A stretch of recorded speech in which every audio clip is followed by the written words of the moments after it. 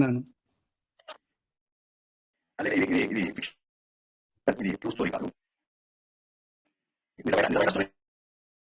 Clear లేదు sir, గొంతు clear లేదు ఇక్కడ. టోన్ మీ వాయిస్ వినిపించట్లేదు సార్.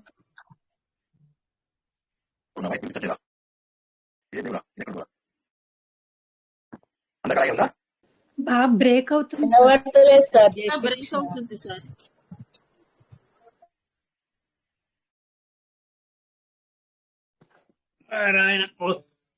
అంటున్నాడు వస్తున్నావు. వాన పడలే కాదు, వాన పడితే అంటే డాడీ కనబడదా? వాన ఫుల్ ఉంది మొత్తం. వినిపిస్తుందా? ఇప్పుడు వినిపిస్తుంది సార్. ప్రారంభించుకుందాం. అంతరాయ తిమిరోపశాంతయే శాంత పావనమచించ వైభవం తం నరం వపుషి కుంజరం ముఖే మన్మహే కిమపి తుందిలం మహః వసుదేవసుతం దేవం కంసచాణూరమర్దనం దేవకీ పరమానందం కృష్ణం వందే జగద్గురుం శ్రీకృష్ణం వందే జగద్గురుం. భగవద్బంధువులకు, ఆత్మస్వరూపులకు, సత్యాన్వేషులకు స్వాగతం, సుస్వాగతం. ఎప్పుడు అనుకున్నట్టుగానే వేదం అనేది మాత్రమే భగవంతుడు ఇచ్చింది. ఆ తర్వాత వచ్చినవన్నీ కూడా వ్యాసుడి ద్వారా, తర్వాత మళ్ళీ మన పండితులు వారు వీరు రాయడం ద్వారా మనకు అందాయి. అయితే ఏది ప్రామాణికంగా తీసుకోవాలి అని వచ్చినప్పుడు వేదంలోనే ప్రామాణికంగా తీసుకోవాలి. అందుకే అంటారు కదా, శృతి స్మృతి పురాణానం అంటారు అనమాట. ముందు శృతులు అంటే మన అపౌరుషేయాలైనటువంటి వేదాలు మాత్రమే ప్రామాణికం. అవి దొరకని పక్షంలోనే స్మృతులు అంటే మనకు మనుస్మృతి, యాజ్ఞవల్క స్మృతి, రఘునందన స్మృతి, రకరకాల విషయాలు ఆచార వ్యవహారాలను మనకు అందిస్తూ ఉంటాయి. ఆచార వ్యవహారాలు అంటే మనం పాటించవలసినటువంటి పద్ధతులు, ధర్మార్థ కామ మోక్షాలు, వీటన్నింటినీ కూడా అందించేది ఏదైతే ఉంటుందో అది మనకు తెలుస్తుంది.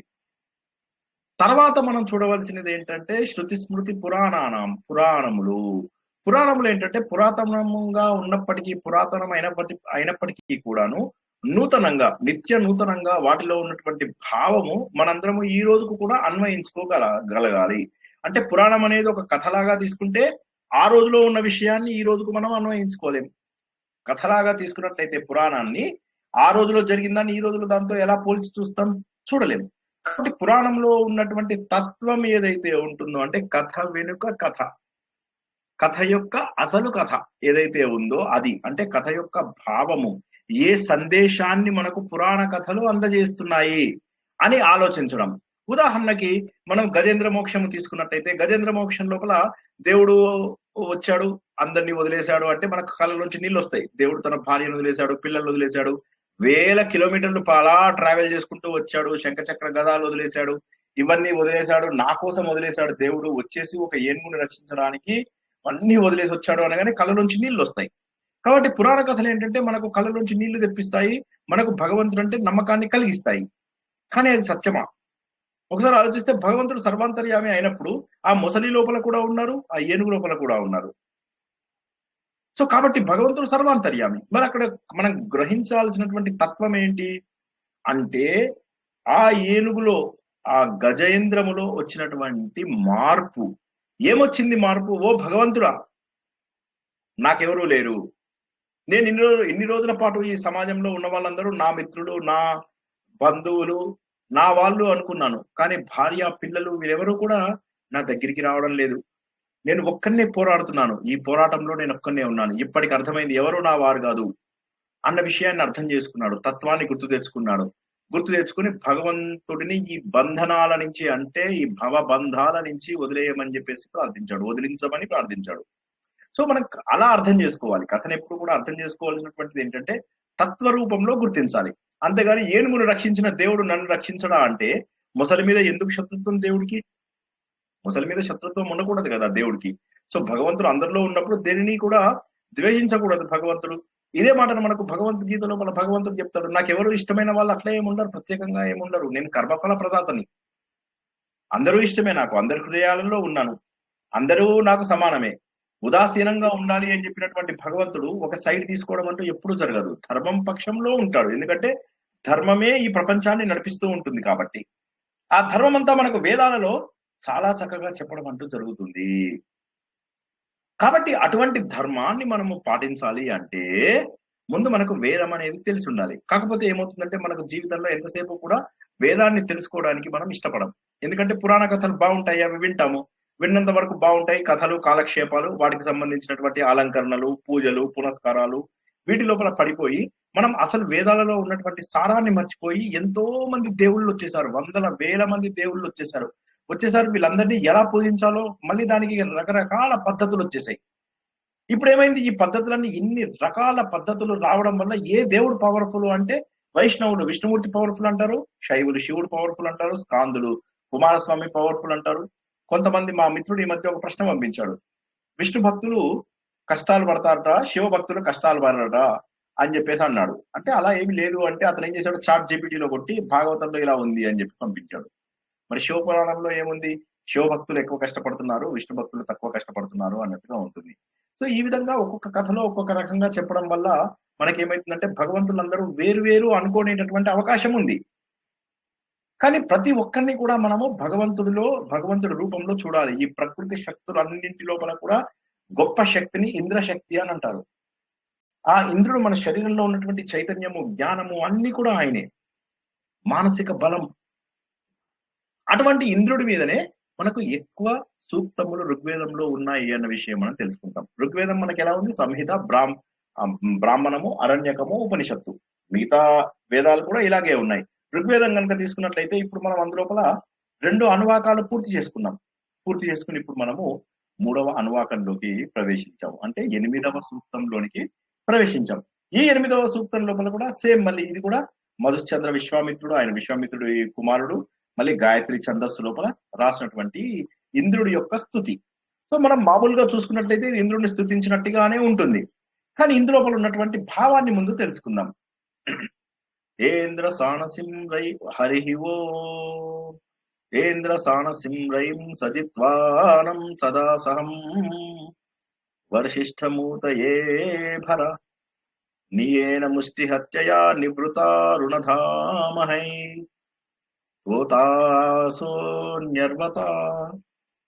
ఇంద్రత్వోతాస ఆవయం వజ్రం ఘనాదధీమహి జయేమ సంయుధి స్పృతః వయం శూరేభిరస్త్రుభిరింద్రత్వయా యుజావయం సాసహ్యామ పృతన్యతః మహా ఇంద్రః పరశ్చను మహిత్వమస్తు వజ్రినే జౌర్ణ ప్రతినాశవః సమోహే వాయ ఆశత నరస్తోకస్య సరితౌ విప్రాసో వాధియామయః యవః యః కుక్షిసోమపాతమః సముద్ర ఇవ పిన్వతే ఉర్వీరాపో న కాకుదః ఏవా హ్యస్యాశూన్యత విరప్షి గోమతైమహి పక్వా శాఖాన దాశుషే ఏవా హితే విభూతయ ఊతయ ఇంద్రమావతే సద్యశ్చిత్సంతి దాశుసే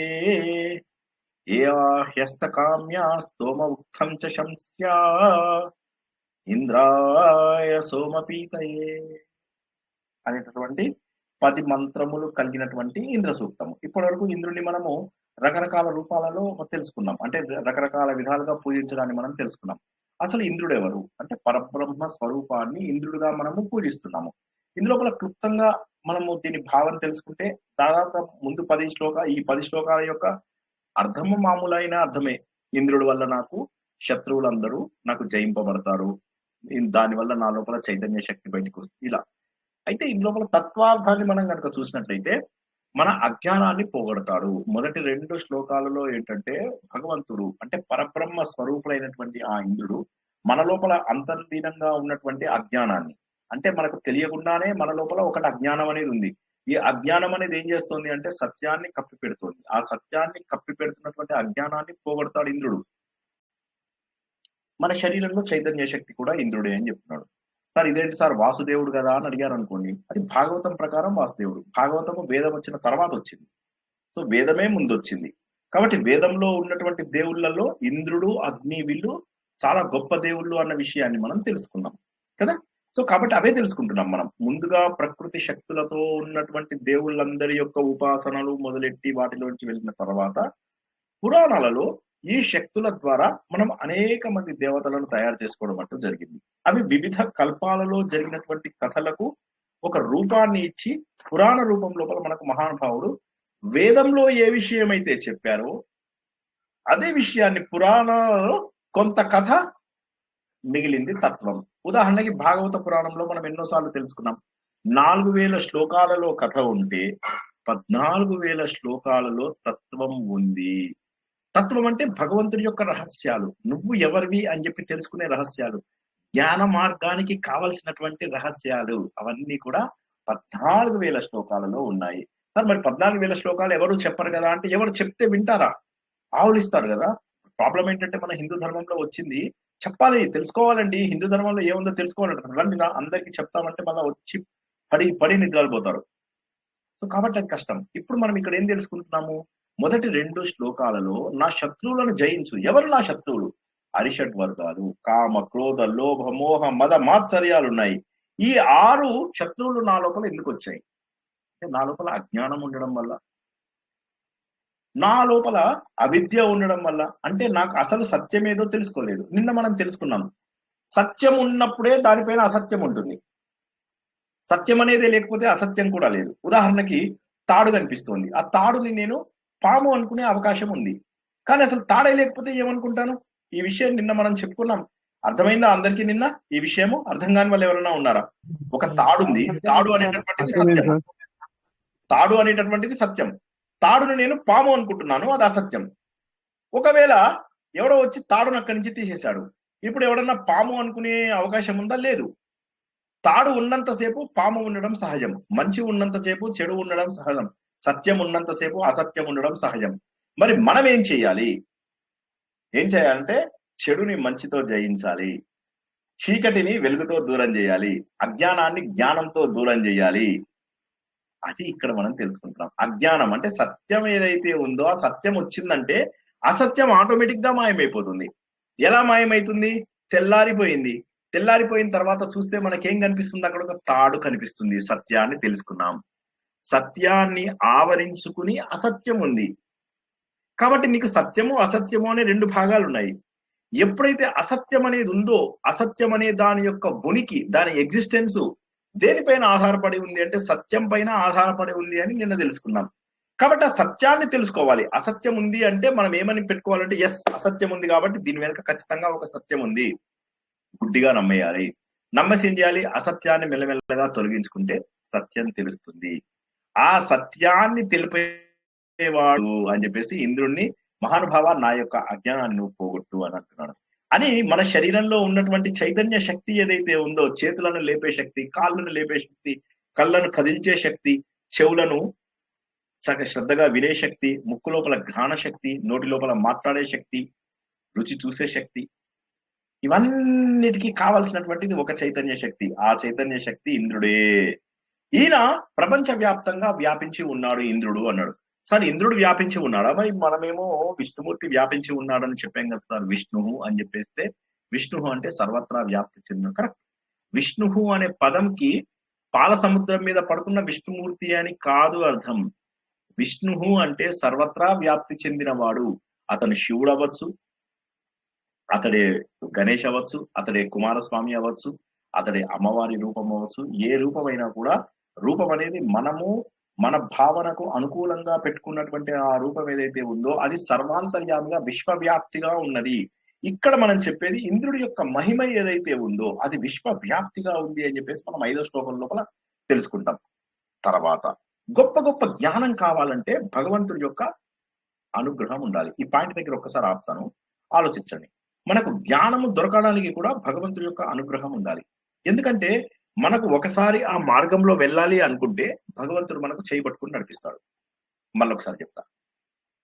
ఎవరైతే భక్తితో నన్ను పూజిస్తారో బుద్ధి యోగం నేను ఇస్తాను అన్నాడు. సార్ దానికి ఎడ్యుకేషన్ కావాలా సార్? మీలాగా ఇంగ్లీష్ చదువులు చదువుకోవాలా సార్? లేకపోతే మీలాగా పోయి ఎన్నో ఏళ్ళు అక్కడ ఆశ్రమాలు, ఏం అవసరం లేదు. భగవంతుడి పైన భక్తి గనక ఉండి శ్రద్ధగా గనక మనస్ఫూర్తిగా గనక చేసి మన పిల్లల కంటే ప్రపంచం కంటే కూడా భగవంతుణ్ణి ఎక్కువ ప్రేమించగలిగితే భగవంతుడే ఆ బుద్ధి యోగాన్ని ఇస్తాడు. కాబట్టి ప్రజ్ఞావంతులు ఎవరైతే ఉంటారో వాళ్ళకి ఆ ప్రజ్ఞ ఎక్కడి నుంచి వచ్చింది? భగవంతుడు భగవద్గీతలో చెప్తాడు, ఆ తెలివితేటలు నేనే, ఆఖరికి జూదగాడిలో ఉన్నటువంటి ఆ ఆలోచనను కూడా నేనే అని చెప్పాడు కదా భగవంతుడు. ఈ సత్యాన్ని మనం గుర్తించినప్పుడు ప్రజ్ఞావంతులకి ఎక్కడి నుంచి వచ్చాయి అంటే ఆ ఇంద్రుడి యొక్క దీవెనలు అని చెప్పి 6వ శ్లోకం లోపల చెప్తారు.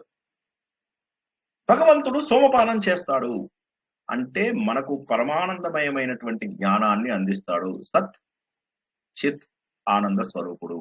ఎప్పుడూ పొందనటువంటి ఆనందం మనం భగవంతుడి యొక్క చేరికతో పొందుతాము. భగవంతుడిని గనక మనం నిజంగా అర్థం చేసుకున్నట్లయితే ఆ ఆనందము అంతులేనటువంటి ఆనందము. నిద్రలో కొద్దిసేపట్లోనే మనకు ఎంతో ఆనందం తెలుస్తోంది మెలకువకు వచ్చిన తర్వాత. కానీ ఒక్కసారి ఊహించండి, ఆ ఆనందం ఏదైతే ఉందో అమృత తుల్యమైనటువంటి ఆ ఆనందం మనకు నిద్రలోనే తెలిస్తే ఎంత బాగుంటుంది.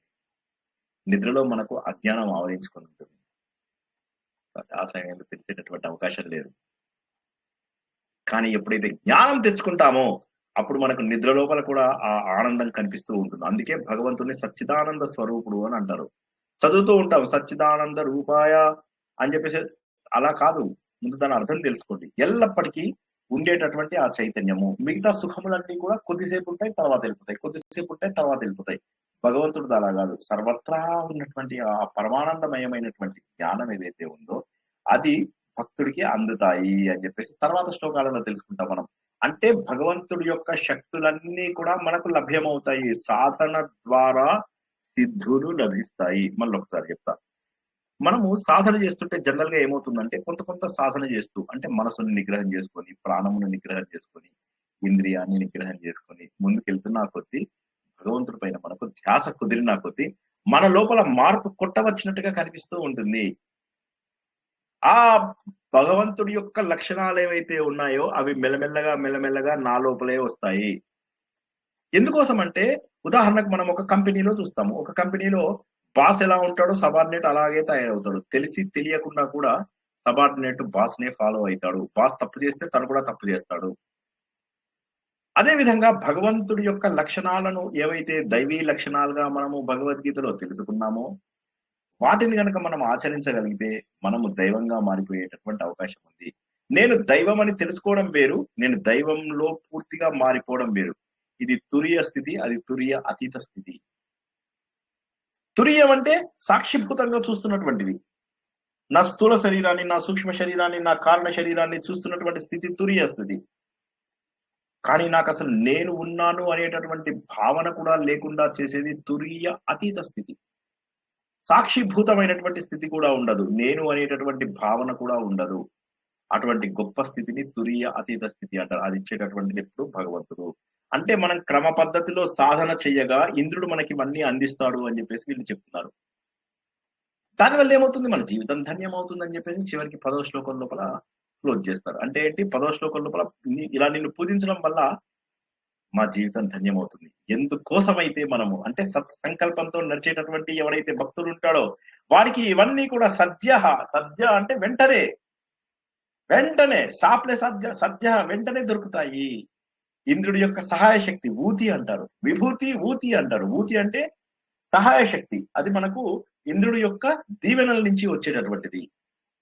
విభూతి అంటే దివ్యమైనటువంటి ప్రకటనలు, భగవంతుడు విశిష్టంగా కనిపించేవి. ఇవన్నీ కూడా మనకు భగవంతుడి ద్వారా లభిస్తాయి. ఎలా లభిస్తాయి? ఈ అజ్ఞానాన్ని ఆయన వజ్రాయుధంతో కొట్టేస్తాడు. వజ్రాయుధం అంటే ఏంటి? ఒక ధీరత్వం, పరాక్రమత్వం. మన లోపల ఏదైతే బలం ఉండదో ఆ బలాన్ని పోగొట్టేటటువంటి తత్వము, ఆత్మ వివేచన, ఆత్మ వివేకం అంటారు కదా, అది. ఇవన్నీ కూడా అంటే వజ్రం అంటే ఇంకొక లాంగ్వేజ్ లో చెప్పాలి అంటే బ్రహ్మ విద్య. ఏదైతే మనకు భగవంతుడి గురించి తెలిసిన విద్య ఉందో దానిని బ్రహ్మ విద్య అంటారు. ఆ బ్రహ్మ విద్య ఈ శాస్త్రాలలో మనకున్నటువంటి శాస్త్రాలలో ఉన్నటువంటి శక్తి, గురువు యొక్క ప్రసాదం, మన మనస్సులో ఉన్నటువంటి డౌట్స్ అన్ని కూడా క్లారిఫై చేసే శక్తి కూడా వజ్రానికి ఉన్నది. మరి ఈ లోపల వృత్తాసురుడు ఎవరు? వృత్రాసురుడిని మనం ఎంతో సార్లు తెలుసుకున్నాం. వృత్రాసురుడు ఎవరు అంటే అజ్ఞానానికి ప్రతీక అని చెప్పేసి తెలుసుకున్నాం. అతన్ని సంహరించడం అంటే నా లోపల ఉన్నటువంటి అహంకారము, అజ్ఞానము, కామక్రోధ, లోభము, మదమాత్సర్యాలు, భయము, అసత్యము, ఇటువంటి చెడ్డ లక్షణాలు ఇవన్నింటినీ కూడా పోగొట్టుకోవడం. సరే, వజ్రం ఘన అన్నాడు. వజ్రం ఘన అంటే ఏంటంటే చీల్చేటటువంటి బలం.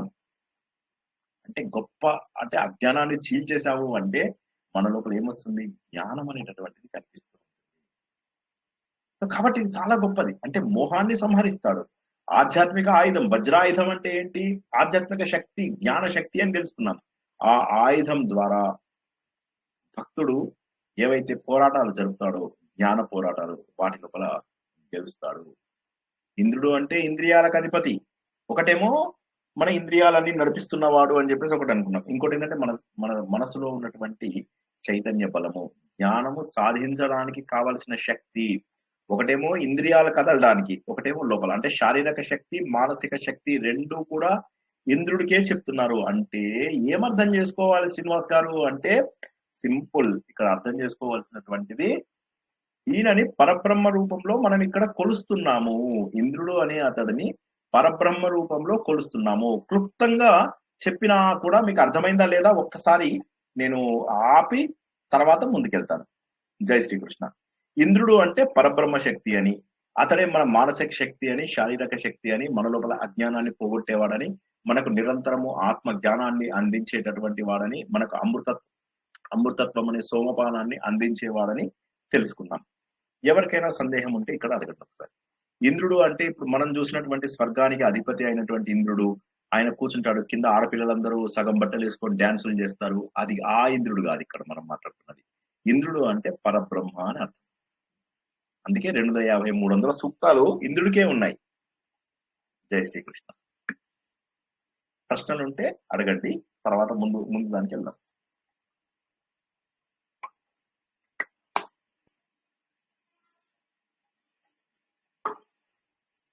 ప్రశ్నలు లేవు అంటే మీకు జ్ఞాన మార్గంలో మీరు చాలా మెట్లు ఎదిగారని లెక్క.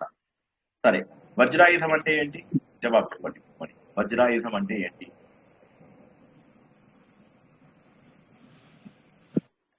ఆత్మశక్తిని ఇచ్చేది అజ్ఞానం పోగొట్టి వజ్రాయుధం.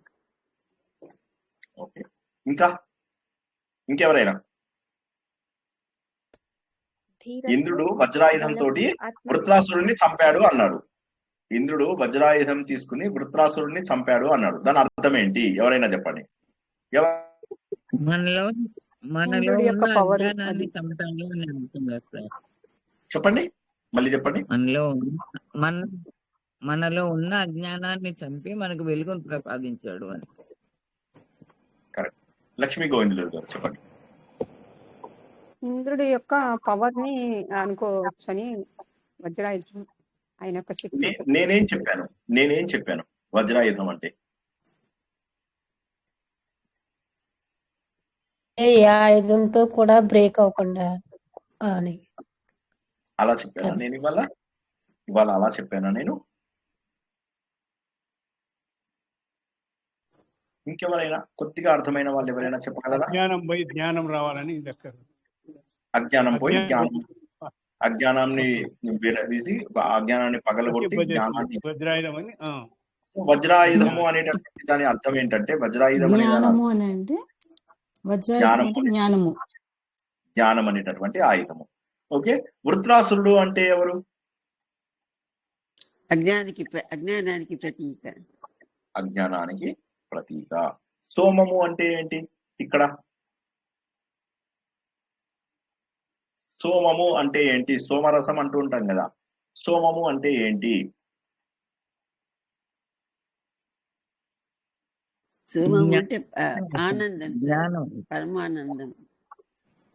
సోమము అంటే పరమానందం. ఓకే, టీవీ మణి గారు ఏదో చెప్పబోతున్నారు. జ్ఞానమే జ్ఞానరసం అనే కదా అర్థము. అర్థం అంటే నేనేం చెప్పాను అని? మీరు ఆనందము కలిగిస్తుంది అని చెప్పారు. ఏ రకమైనటువంటి ఆనందాన్ని కలిగిస్తుందని చెప్పాను? ఏ రకమైనటువంటి ఆనందాన్ని కలిగిస్తుందని చెప్పాను? పరమాత్మను చేరే ఆనందం కలిగిస్తుంది. పరమాత్మను చేరేటప్పుడు ఏ ఆనందం వస్తుంది? సచ్చిదానందం. సో సచ్చిదానందము అంటే సత్యమైన చైతన్యవంతమైన ఎప్పటికీ ఉండే శాశ్వతమైనటువంటి ఆనందము సచ్చిదానందము. అది ఇక్కడ సోమము అనేటటువంటి మాట ద్వారా మనం తెలుసుకున్నాము. మొదటిది వజ్రాయుధము అంటే జ్ఞానం అనేటటువంటి ఆయుధము. ఆ జ్ఞానం అనేటటువంటి ఆయుధం ద్వారా మనలో అజ్ఞానాన్ని పోగొడతాడు. మరి నాకు చదువుకోలేదు, నేను ఇంగ్లీష్ చదువు చదువుకోలేదు, నాకు సరిగ్గా చదువు లేదు, మరి ఎలా అంటారు? చెప్పని వాళ్ళు చెప్పండి ఎవరైనా. నేను చదువుకోలేదు, మరి నాకు జ్ఞానం ఎలా అర్థమవుతుంది? నా మైండ్ మట్టి బుర్ర, ఎలా మరి? భగవంతుడిని ఆశ్రయిస్తే ఆయనే దారి చూపిస్తాడు. దారి చూపిస్తాడని చెప్పానా? నేను ఏం చెప్పాను? జ్ఞానాన్ని ప్రసాదిస్తాడు. భగవద్గీతలో చెప్పిన మాట చెప్పండి. బుద్ధిని పట్టుకుని ప్రసాదిస్తాడు ముందుకు సార్. తీసుకుని వెళ్తాడు అని చెప్పి ముందుకెళ్తాడు, కానీ ఏదో ఇస్తాడని చెప్పాను. భగవద్గీత ప్రకారం మంచి చెప్తున్నాను. బుద్ధిని ప్రసాదిస్తాడు సార్. ఆ బుద్ధిని ప్రసాదిస్తాడు. భగవంతుడు బుద్ధి యోగాన్ని నేనే ఇస్తాను అని చెప్పేసి అన్నాడు. సో ఇప్పుడు మీరు ఇంద్రుడి లక్షణాలు, శ్రీకృష్ణుడి లక్షణాలు ఏవైతే భగవద్గీతలో చెప్పారో ఆ లక్షణాలతో సేమ్ గా ఉన్నాయా లేదా? సార్ ఇంద్రుడు పరమాత్మ అనే కదండి ఇక్కడ. పరమాత్మని యొక్క శక్తి కదా ఇంద్రుడు. కరెక్ట్. సో కాబట్టి మరి విష్ణుమూర్తి గొప్పవాడు అంటారా, ఇంద్రుడు గొప్పవాడు అంటారా? ఇద్దరు సమానమే కదండి. ఇంకెవరన్నా ఇద్దరు ఒకటే. ఇంకెవరైనా చెప్పండి.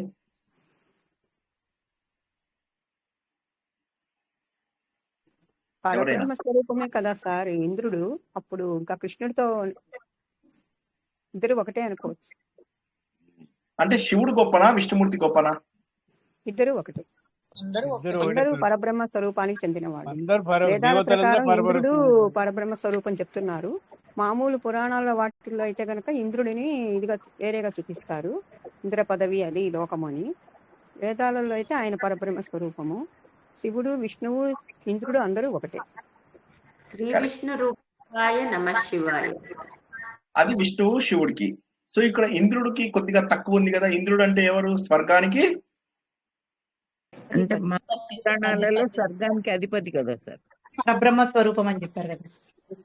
అంటే వేదం ప్రకారము, నేను ఒక మాట చెప్తాను, అది కరెక్టో కాదో చెప్పండి. వేదం ప్రకారము ఇంద్రుడు అంటే ఎవరంటే, మాట్లాడని వాళ్ళు మాట్లాడండి, మాట్లాడిన వాళ్ళు మాట్లాడవద్దు దయచేసి. వేదం ప్రకారము ఇంద్రుడు అంటే ఎవరు నేను చెప్తాను. ఒకటి కరెక్టా కాదా చెప్పండి. కనీసం ట్రూ ఫాల్స్ చెప్పండి. ఎస్ నో బైనరీ ఆన్సర్ చెప్తే చాలు. వేదముల ప్రకారం ఇంద్రుడు అంటే ఎవరంటే, ఒక పెద్ద సింహాసనం మీద కూర్చొని ఉంటాడు. కింద అందరూ ఇంద్రియాలని అణుచుకున్నటువంటి, ఇంద్రియాలను దాటినటువంటి, కోరికలను అణుచుకున్నటువంటి మహానుభావులైనటువంటి బ్రాహ్మణ వేషంలో పెద్ద పెద్ద గడ్డాలు వేసుకొని, తెల్ల గడ్డాలు వేసుకొని, కొంతమంది ఇటు కొంతమంది ఇటు కొంతమంది కూర్చుంటారు. మధ్య లోపల అందగత్తెలు నాట్యం ఆడుతూ ఉంటారు. వీళ్ళందరికీ అధిపతి వేదముల ప్రకారము ఇంద్రుడు.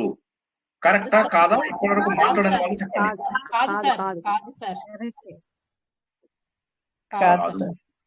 ఓకే, ఎందుకు కాదంటారు?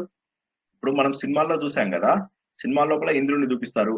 ఓకే, అందులో అందరూ గడ్డ వేసుకున్న బ్రాహ్మణులు అందరూ వాళ్ళు జీవితంలో అన్ని సాధించేసినటువంటి వాళ్ళు, ఏవి అవసరం లేనటువంటి వాళ్ళు. వాళ్ళు అక్కడికి వచ్చి స్వర్గ సుఖాలు అనుభవించడం అంటే ఏంటి అంటే, వీళ్ళు డాన్సులు చేస్తే చూడడమా? చూడగలమా? ఇప్పుడు మీరు జస్ట్ అందులో వాళ్ళు ఏం చేస్తారు? భరతనాట్యం, కూచిపూడి డాన్స్ చేస్తుంటారు. అవి మనం చూడగలమా? ఒక్కసారి ఆలోచించండి. మీరు స్వర్గానికి వెళ్ళాలి అని అనుకుంటున్న వాళ్ళకి ఒకసారి ఆలోచించండి. అక్కడికి వెళ్ళి మీరు అలా గడ్డాలు పెంచుకొని వెళ్ళాలి. లక్కీగా అక్కడ ఆడవాళ్ళు కనిపించలేదు కాబట్టి కొద్దిగా సేవ్ అయ్యారు మీరంతా. మగవాళ్ళు కనిపించి, మగవాళ్ళ గురించి చెప్తున్నాను నేను. మగవాళ్ళు అయితే గడ్డాలు పెంచుకోవాలి, బాగా పెంచుకుని మొత్తం అన్ని జీవితంలో అన్ని కూడా వదిలేసుకుని వైరాగ్యం వచ్చిన తర్వాత అక్కడికి వెళ్ళి ఆ పిచ్చి డాన్సులు అన్ని చూడాలి. వాళ్ళు డాన్సులు చేస్తూ ఉంటారు. భరతనాట్యం, కూచిపూడి. ఇక్కడే మనం వెళ్ళాం భరతనాట్యం ప్రోగ్రామ్స్ కి, కూచిపూడి ప్రోగ్రామ్స్ కి, ఇక్కడే వెళ్ళాం. ఇప్పుడు పోయి స్వర్గంలో వెళ్ళాలా? సో కాబట్టి ఇంద్రుడు అంటే ఎవరు అంటే ఈ పిచ్చి డాన్సులు చూసేవాడు. కరెక్టేనా? గురుగారు నవ్వించేస్తున్నారు మీరు. గురుగారు మీరు ఇంద్రియాలు మనలో ఉంటాయి సార్. ఇంద్రియాలు అణుచుకొని ఉండాలంటే వాళ్ళు పురాణాల ప్రకారం ఇంద్రుడికి ఒక పదవి ప్రతికల్పానికి మారిపోతూ ఉంటుంది. ఆ ఇంద్ర పదవి అనేది ఒకటి ఉంటుంది. అసలు ఇంద్రుడు అనేవాడు ఒక మనిషిగా అట్లా ఒక చోట ఒకడే ఉంటాడని లేదు. ప్రతిసారి ఆ ఇంద్ర పదవి మారిపోతూ ఉంటుంది. కానీ వేదాల ప్రకారము ఇంద్రుడు పరబ్రహ్మ స్వరూపము. లైక్ అగ్ని కృష్ణ శివుడు. అగ్ని మరెవరు? అగ్ని గురించి మొట్టమొదటి శ్లోకం అగ్నిం ఈలే పురోహితం అని చెప్పేసి తెలుసుకున్నాం. అక్కడ మరి అగ్నిని ఎవరుగా చూసుకున్నాం మనం? అగ్ని అష్టదిక్పాలకుల్లో ఒకరు మామూలు పురాణాల ప్రకారం. ఇక్కడ పరబ్రహ్మ స్వరూపం. ఇక్కడ కూడా పరబ్రహ్మనే ఆయన. సో ఈ విధంగా ఏంటంటే వీళ్ళందరినీ కూడా పరబ్రహ్మ స్వరూపంలో మనం ఇప్పటికీ ఒకటో మండలంలో 8వ సూక్తం వరకు వచ్చాము. అయినప్పటికీ కూడా మనకు శంకరుడు, విష్ణుమూర్తి వీళ్ళందరూ కనిపించటం లేదు. సో వేదములు వేరు, పురాణములు వేరు అని అర్థం చేసుకోండి. మనం మొట్టమొదటి అంటే కొద్దిగా అజ్ఞానాన్ని వదిలేయడానికి ట్రై చేయండి, కొద్దిగా ఇటువైపు మైండ్ పెట్టడానికి ఆలోచించండి. నేను చెప్తూ పోతాను, ఎంతసేపు అయినా చెప్తాను, మీకు అర్థం కానప్పుడు లాభం ఏంటి? సో ఇక్కడ ఆలోచించడం ఏంటంటే వేదములు అన్నిటికంటే ముందు వచ్చినవి. ఇవి భగవంతుడి ద్వారా ఆయన చెప్పడం ద్వారా ఆయన తర్వాత తరాలకు అంది మన దాకా వచ్చింది. భగవంతుడి జ్ఞానము మన దగ్గరికి వచ్చింది అన్న విషయాన్ని గుర్తుంచుకోండి. భగవంతుడి జ్ఞానాన్ని మనం నేర్చుకుంటున్నాము అన్నటువంటి సత్యాన్ని గుర్తించండి.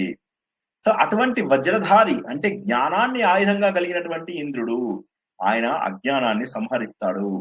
సంహరించి మనకు ఆనంద స్వరూపం ఏదైతే మన ఒరిజినల్ స్వరూపము, స్వస్వరూపము అని ఏదైతే చెప్తామో ఆ స్వస్వరూపాన్ని మనము పొందడానికి ఆయన మనకు తోడ్పడతాడు. అంటే ఈ వజ్రము అనేటటువంటి దాన్ని ఎలా చూసుకోవాలి అంటే వజ్రం ద్వారా చాకు లాంటి వాడు చాకులాగా ఉన్నాడు అంటాడు, కత్తిలాగా ఉన్నాడు వాడు అని చెప్పేసి అంటాను చూడండి. ఆడవాళ్ళకి ఎక్కువ ఉపయోగిస్తాం, మగవాళ్ళకి వజ్రంలాగా ఉన్నాడు, వజ్రం లాంటి పిల్లాడు అని చెప్పేసి అంటాం.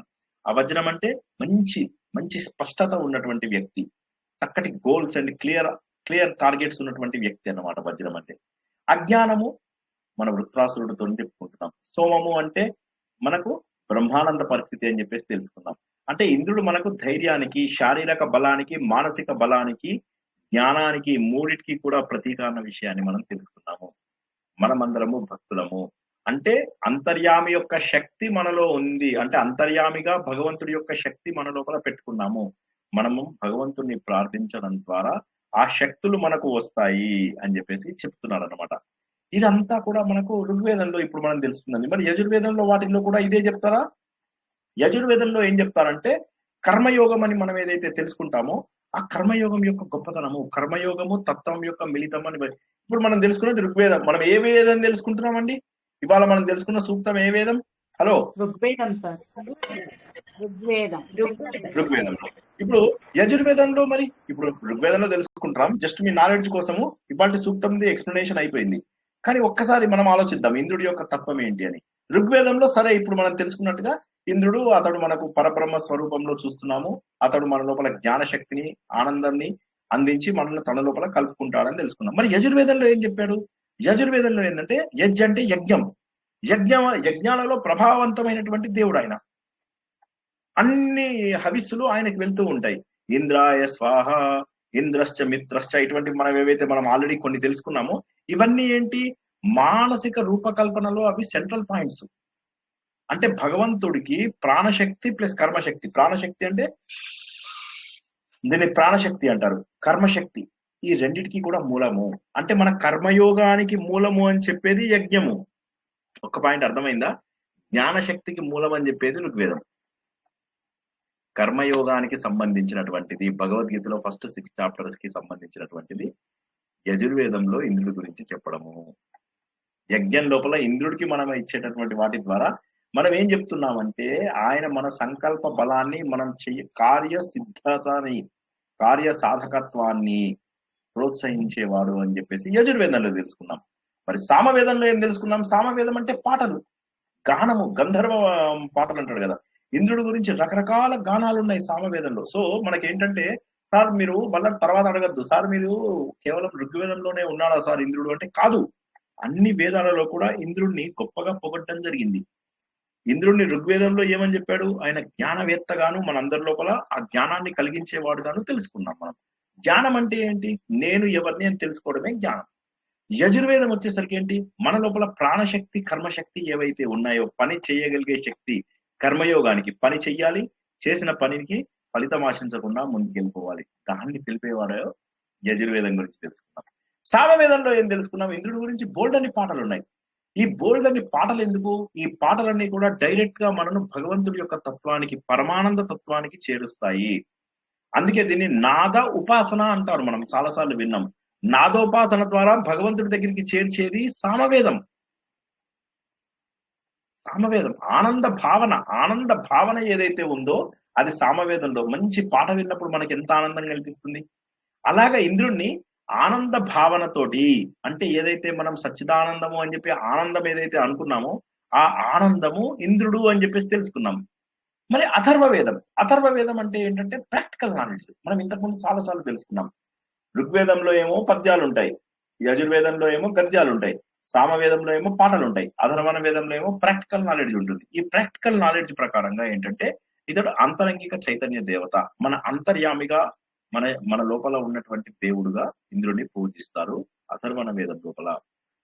అయితే అథర్వణ వేదం కొంత ఋగ్వేదం నుంచి కాపీ చేశారు అని మీకు ముందు చెప్పాను కాబట్టి ఇందులోపల సర్వాంతర్యామి అన్న ఒక మాటతో పాటు జ్ఞాన స్వరూపుడు అన్నది కూడా మనం తెలుసుకుంటాం. అథర్వణ వేదంలో ఒక మంత్రం ఉంటుంది, వెరీ సిమిలర్ టు మన ఋగ్వేద మంత్రం. ఇంద్ర సర్వాణి భూతాని యజతే, ఇంద్ర సర్వాణి భూతాని యజతే అన్నట్టుగా. అంటే ఏంటంటే బ్రహ్మతత్వానికి దాదాపుగా సమీపమైనటువంటి వాక్యము. అంటే ఇంద్రుడు జ్ఞానానికి సంబంధము మనకు అథర్వణ వేదం లోపల కూడా తెలుస్తుంది. సో అంటే మనం సమ్మరీ చేసుకున్నట్లయితే ఋగ్వేదంలో ఏమో మనలో ఉన్నటువంటి చైతన్యము జ్ఞానము ఋగ్వేదంలో, యజుర్వేదం వచ్చేసరికి మన కర్మశక్తి, ఏది ఇచ్ఛాశక్తి, జ్ఞానశక్తి, క్రియాశక్తి అని మనం ఏదైతే కర్మలు చేస్తామో అది యజుర్వేదం. యజుర్వేదం అంటే యజ్ఞాలు చేయాలి. యజ్ఞాలు చేయాలంటే మీకు ఇచ్ఛ ఉండాలి, క్రియ ఉండాలి, జ్ఞానం ఉండాలి, ఇవన్నీ ఉండాలి. సామవేదం వచ్చేసరికి ఏంటంటే ఆనందం, పాటలు పాడితే వచ్చేటటువంటి ఆనందం, సోమరూపమైనటువంటి ఆనందము, ఆ పరానందం ఏదైతే ఉందో పరబ్రహ్మ ఆనందము, దాని గురించి మాట్లాడేది సామవేదం, ఇంద్రుడి గురించి. ఇవన్నీ ఇంద్రుడి గురించే చెప్పుకుంటున్నాం మనం. అథర్వణ వేదం లోపల మనము మెడిటేషన్ చేయగా ఏదైతే రూపాన్ని పొందుతామో అంతర్యామి రూపము అది అథర్వణ వేదము. కాబట్టి గుర్తుంచుకోండి, ఇంద్రుడు అనేటటువంటి తత్వం ఏదైతే మనం ఈ రోజు తెలుసుకున్నామో, ఇంద్రుడిని ఒక పరబ్రహ్మ స్వరూపంగా భావించడము 4 వేదాలలో కూడా ఇంద్రుడి గురించి చెప్పడం జరిగింది. పాయింట్ అర్థమైందా? లేకపోతే మళ్ళొకసారి చెప్పాలా, లేకపోతే మీరు చెప్తారా?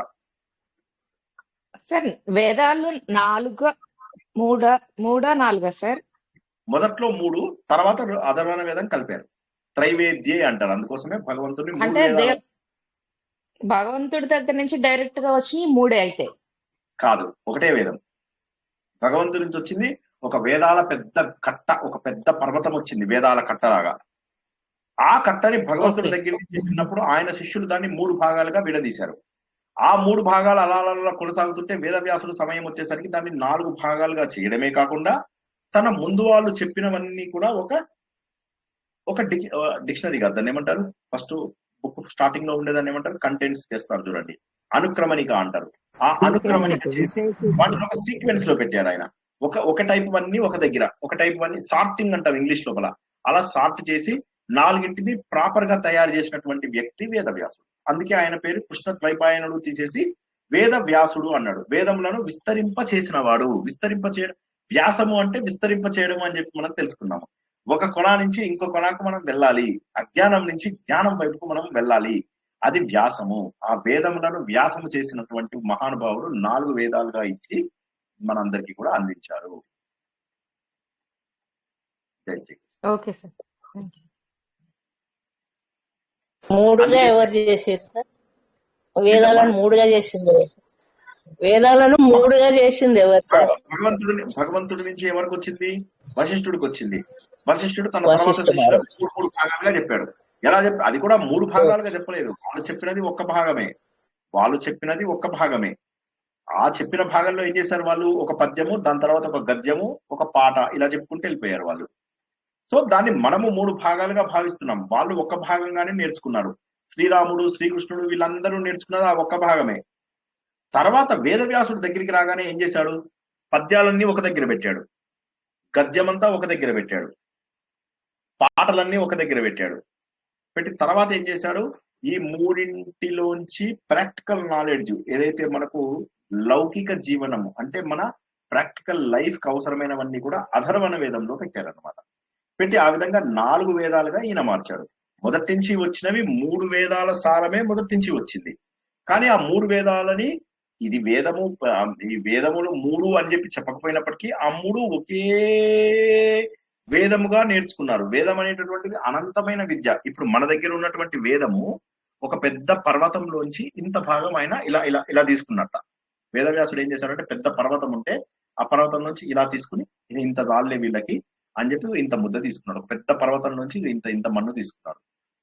పిడికాడు మన్ను. ఇప్పుడు మనం ఫాలో అయ్యేది అధర్వణ వేదమండి సార్? ఏంటమ్మా? ఇప్పుడు మనం ఫాలో అయ్యేది అధర్వణ వేదం కాదమ్మా, మనం మాట్లాడుతున్న వేదం కదా. ఋగ్వేదం. ఇప్పుడు మనం చెప్తున్నది ఋగ్వేదం. అవును. ఇప్పుడు ఇప్పుడు మనం అసలు మామూలుగా ఫాలో అయ్యేది మనం అన్ని వేదాలు అన్ని అన్ని వేదాలు అన్ని ఫాలో వాడతాం, అవుతాం. అన్ని అన్ని ఫాలో వాడతాం. అవుతాం. అన్ని ఫాలో అవుతాం. అన్ని ఫాలో అవుతాం. ఒకరికొకరి ఒక విధం ఉంటుంది కదా సార్.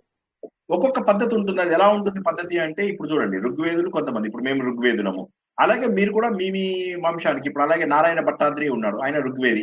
అలాగే మీరు కూడా మీ మీ పెద్దవాళ్ళని అడిగితే వాళ్ళు చెప్తారు మీకు మీ ఒరిజినల్ వేదం ఏంటి అని చెప్పేసి చెప్తారు. ఎందుకు వస్తుందంటే అది మీకు ఋషుల నుంచి మాది వస్తుంది. యజుర్వేదం. అలా ఉంటుంది. కరెక్ట్. యజుర్వేదం ఉన్న వాళ్ళు కొంతమంది ఉంటారు, సామవేదం ఉన్న వాళ్ళు కొంతమంది ఉంటారు. అలా ఒక్కొక్కళ్ళు ఒక ఒక్కొక్క వేదం బ్రాహ్మణ్స్ కేనా సార్?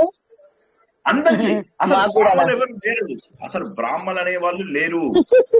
అందరూ ఒకటే. మళ్ళా నేను మీకు చాలా సార్లు చెప్పాను, కులం లేదు, బ్రాహ్మణం అనే వర్ణము లేదు లేదు లేదు లేదు. అంటే బ్రాహ్మణులు అంటే వేదాలు నేర్చుకొని ఉంటారు కదా సార్, అందుకే వాళ్ళకే ఉంటాయి. వేదములు నేర్చుకున్న తర్వాత బ్రాహ్మణ అవుతాడు. ఓ వేదములు నేర్చుకున్న తర్వాత బ్రాహ్మణ అవుతాడు ఎవడైనా. వేదములు నేర్చుకోకముందు ఇప్పుడు మనకు తిరుపతి లోపల మనకు ఎస్సీ ఎస్టీ బ్రాహ్మిన్స్ ఉన్నారు తెలుసా మీకు? పూజారులు ఎవరైతే ప్రాపర్ పురోహితులు ఉన్నారో పెద్ద బ్యాచ్ ఉంది. వారందరినీ కూడా మనం బ్రాహ్మణులాగానే పూజిస్తాం. ఎందుకంటే నాలెడ్జ్ ఈజ్ పవర్. అలాగే మన ఎందుకు మొన్న కట్టిన టెంపుల్, పెద్ద టెంపుల్, అయోధ్య టెంపుల్. అయోధ్య టెంపుల్లో కూడా మనకందరూ కూడా హరిజనులు వాళ్ళే ఉన్నారు. సో కాబట్టి వారందరినీ కూడా మనం గౌరవిస్తాం. ఎందుకంటే వేదం అనే జ్ఞానం నేర్చుకున్న ప్రతి ఒక్కడు బ్రాహ్మణుడే. బ్రాహ్మణత్వం అంటే కులం కాదు. పుట్టుకతో అందరూ శూద్రులే. సంస్కారం చేసిన తర్వాత ద్విజులు అవుతారు. బ్రాహ్మణ, క్షత్రియ, వైశ్యుల, శూద్రులకు నలుగురికి కూడా ఓకే. ఒక్కసారి కొద్దిగా డివియేట్ అవుతారు, కొద్దిగా జాగ్రత్తగా వినండి. మీరు ఎప్పుడు నన్ను ఒక క్లాస్ లో నేను ఇప్పుడు ఒక క్లాస్ లోపల ఒక వేదము, ఒక శాంతి మంత్రము, ఒక ఉపనిషత్ కథ చెప్దాం అనుకుంటాను. ఏవో రెండే చెప్పగలుగుతున్నాను. It's okay, no problem. మీ అర్థం కావడానికి చెప్తాను. ఒకప్పుడు 4 వర్ణముల వారికి కూడా ద్విజ సంస్కారం అనేది ఉండేది. ద్విజ అంటే ఏంటి? రెండవ జన్మ. ద్విజ సంస్కారం అంటే ఇది వేయడం, ఇది వేసి ఇప్పటి నుంచి భగవంతుని ఎలా పూజించాలి అని చెప్పి చెప్పడాన్ని ద్విజ సంస్కారము అంటారు. అప్పటి నుంచి వాడిని బ్రాహ్మణుడు అనరు, ద్విజుడు అంటారు. ద్విజుడు అంటే ఎవరు? వాడు బ్రాహ్మణ, వైశ్యన, క్షత్రియ, శూద్రన ఎవడైనా అవ్వచ్చు. తర్వాత ఏమైపోయింది? ద్విజుడు అయిపోయిన తర్వాత వాడు వేదాలు చదవడం మొదలెడతాడు. ముందు ద్విజుడుగా అయినప్పుడు ఫస్ట్ షార్టెస్ట్ ఫార్మ్ ఆఫ్ వేదం ఏంటండి? హలో, నిద్రపోయిన వాళ్ళు లేచి చెప్పాలి. షార్టెస్ట్ ఫార్మ్ ఆఫ్ వేదం ఏంటి? చిన్న వేదం ఏది? ఓంకారం. ఓంకారం. ఆ ఓంకారంతో సంబంధించినటువంటి ఓం భూహు, ఓం భువః, ఓం సువః, ఓం భూర్భువ సువః అని చెప్పేసి మనం ముందు నేర్చుకుంటాం. నేర్చుకున్న తర్వాత షార్ట్ వేదంలోంచి పెద్ద వేదం నేర్చుకోవాలి కదా. మరి ఆ పెద్ద వేదం నేర్చుకోవాల్సినప్పుడు ఆ తర్వాత వచ్చే 3 లైన్స్ ఏవైతే ఉంటాయో తత్సవితుర్వరేణ్యం భగవతో దేవస్య ధీమహి, అవి 3 వేదాల యొక్క రిప్రజెంటేటివ్స్. వాటి మూడింటిది షార్ట్ ఫామ్ అన్నమాట. సో అయితే ఏమవుతుంది? అవి నేర్చుకునేటప్పుడు ఏం చేస్తారు? వాడు విప్రుడు అవుతాడు. ఏమైతాడు? హలో, లేవండి లేవండి లేవండి, పడుకోవద్దు, నిద్ర లేవండి. విప్రుడు అవుతాడు. విప్రుడు అయిపోయిన తర్వాత కొన్ని రోజులకు వేదం యొక్క సారం తెలుసుకుంటాడు, అనుభవపూర్వకంగా తెలుసుకుంటాడు. అంటే ఇప్పుడు నేను చెప్పాను, ఫర్ ఎగ్జాంపుల్ మీకు చెప్పాను, ఇంద్రుడు అనేవాడు ఎవరైతే ఉన్నాడో అతడు పరబ్రహ్మ స్వరూపము, అతడు మనలో ఉన్న చైతన్యము. అతడు ఋగ్వేద రూపంలోను, యజుర్వేద రూపంలోను, సామవేద రూపంలోను, అథర్వేద 4 వేదాలలో కూడా ఆయనని పరబ్రహ్మగా చెప్పారు. ఋగ్వేదంలో ఆయనని జ్ఞానమూర్తిగా చెప్పారు, యజుర్వేదంలో ఆయనని కర్మశక్తిగా చెప్పారు, సామవేదంలో ఆయనని పరమానంద శక్తిగా చెప్పారు, అథర్వణ వేదం లోపల ఆయన ప్రాక్టికల్ శక్తి, తర్వాత ఆయనని జ్ఞాన శక్తిగా కూడా భావించారు, మెడిటేషన్ శక్తిగా కూడా ఆయనని భావించారు. ఈ విధంగా ఈ 4 వేదాలు వచ్చాయి. ఈ 4 వేదాలలో ఉన్నటువంటి వాటిని బట్టి కొట్టే వాళ్ళని ఏమంటారంటే విప్రులు అంటారు. ఏమంటారు?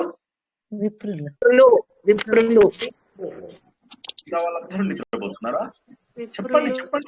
రాదు, చెప్పకపోతే రాదు. పఠించేవాడు సార్ విప్రుడు. ఇప్పుడు 4 వేదాలు ఒక్కడు నేర్చుకోవడం అనేది అవ్వదు కదా. ఒక వేదం నేర్చుకోవడానికే ఈ రోజుల్లో ఒకడు ఒక వేదమే నేర్చుకుంటాడు. పూర్వకాలంలో 4 వేదాలు నేర్చుకోగలిగే వాళ్ళు. ఓకే, ఈ రోజుల్లో 40 ఏళ్ళు పడుతుంది. ఈ రోజుల్లో కూడా నేర్చుకోవచ్చు. 35-40 ఇయర్స్ పడుతుంది. మరి ఆడవాళ్ళ పరిస్థితి ఇప్పుడు మేము ఆడవాళ్ళు కూడా నేర్చుకోవచ్చు. ఆడవాళ్ళు వేదం నేర్చుకునే వాళ్ళు ఋగ్వేద కాలంలో నేను చెప్పాను, మీరు మర్చిపోయారు. శక్తి చాలదు కదా సార్. అవి చాలా ఇప్పుడు భగవద్గీత మీకు చదవడానికి శక్తి చాలదా? మీరు పట్టి పీకుతుంటారు ఇంట్లో. ఆడవాళ్ళకి శక్తి చాలదేంది? జుట్టు చూడండి సగం పోయింది. ఎవరు పీకి భలే చెప్తారు. అలా కాదు సార్, మేము ఎన్ని పనులు చేయాలి. వేదం అంటే ఎంత స్ట్రెంగ్త్ ఉండాలి బాడీలో, ఎంత ఏం అవసరం లేదు. అయితే సరే, తర్వాత వేదములు నేర్చుకున్న తర్వాత వేదములలో ఉన్నటువంటి జ్ఞానం యొక్క సారం అర్థం చేసుకున్న వాళ్ళని బ్రాహ్మణులు అంటారు. అప్పటి వరకు వాడు బ్రాహ్మణ్ కాడు. బ్రాహ్మణ్ అంటే అర్థం ఏంటి తెలుసా? పరబ్రహ్మతో సమానమైనటువంటి వాడిని బ్రాహ్మణ్ అంటారు. ఈ కనిపించే అడ్డమైనోడు బ్రాహ్మణ్ అంటే అది ఒప్పుకోను నేను. రమ్మనండి నా దగ్గరికి, రమ్మనండి డిస్కషన్, రమ్మనండి, తత్వంలో మాట్లాడమనండి. వాళ్ళకి తెలియదు, వీళ్ళందరూ అమాయకులు. బ్రాహ్మణుడు అంటే ఎవరు? పుట్టుకతో శూద్రుడు అందరూ. జన్మతో జాయతే శూద్ర. కర్మతోని వాడు, ఈ సంస్కారంతో వాడు ద్విజుడు అవుతాడు. వేదం నేర్చుకున్న తర్వాత వాడు విప్రుడు అవుతాడు. వేదం యొక్క సారం తెలుసుకున్నప్పుడు మాత్రమే, వేదం తెలుసుకున్న తర్వాతనే వాడు బ్రాహ్మణుడు అవుతాడు. వేదంలో ఉన్న అర్థం తెలుసుకుని పరబ్రహ్మ స్వరూపాన్ని తెలుసుకున్నప్పుడు, ఇప్పుడు మనం తెలుసుకుంటున్నదల్లా కూడా పరబ్రహ్మ స్వరూపమే. పరబ్రహ్మ సర్వాంతర్యామి. ఆయన మన లోపల జ్ఞానాన్ని అందించగలడు. మన లోపల కామ క్రోధ లోభ మోహ మద మాత్సర్యాలు అనేటటువంటి అజ్ఞానాన్ని పోగొట్టి మన లోపల ప్రకాశాన్ని వెలుతురుని నింపేవాడు. అసతోమా సత్యమయ, తమసోమా జ్యోతిర్గమయ. ఇవన్నీ చెప్పేటటువంటిది ఏదైతే ఉంటుందో ఆ సత్యాన్ని ఎవడైతే అనుభవపూర్వకంగా తెలుసుకుంటాడో వాడిని బ్రాహ్మణుడు అంటారు. అర్థమైనోడు బ్రాహ్మణుడు అంటే ఎట్లా ఒప్పుకుంటాం? ఓకేనా? అర్థమైందా అందరికి? ఇప్పుడు సార్ ద్విజుడు, విప్రుడు, బ్రాహ్మణుడు ముగ్గురు. నలుగురమ్మా. ముందు శూద్రుడు, తర్వాత విప్రుడు, ద్విజుడు, తర్వాత విప్రుడు, తర్వాత బ్రాహ్మణుడు. ఓకేనమ్మా? మీరు ఇవన్నీ నోట్స్ ఇస్తే బాగుండండి. మీరు రాసుకుని ఉంచుకుని ఎప్పుడైనా రాసుకున్నానా? మీరు అడిగితే చెప్పానా? నేను రాసుకున్నానా?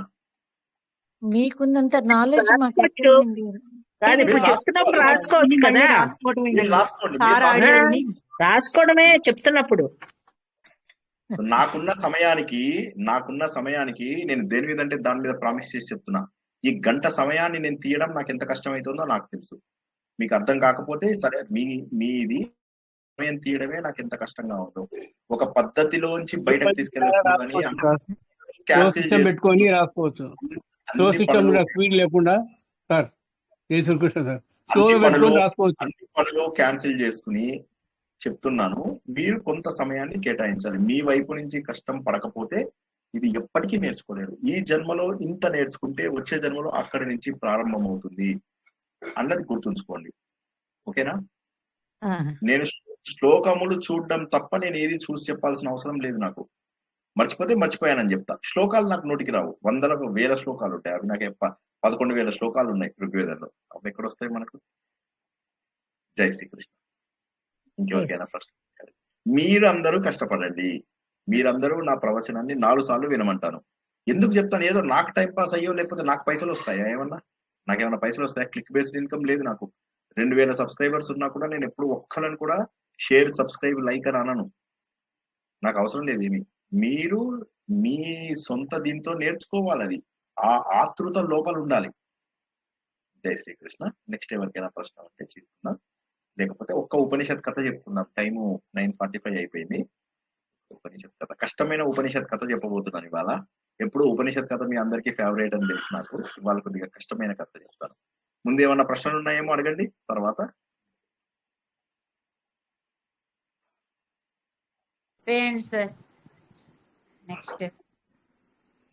ఇప్పుడు మనము ఉపనిషత్ కథ తెలుసుకుంటాం. తురీయ అతీత స్థితి, దీని గురించి ఎలా చెప్పారు? తురీయానికి కూడా దాటిపోయేటటువంటి స్థితి ఉన్నదా? అసలు తురియం అంటే ఏమిటి? తురియాన్ని దాటిపోయేటటువంటి స్థితి అనేటటువంటిది ఒకటి ఉన్నదా?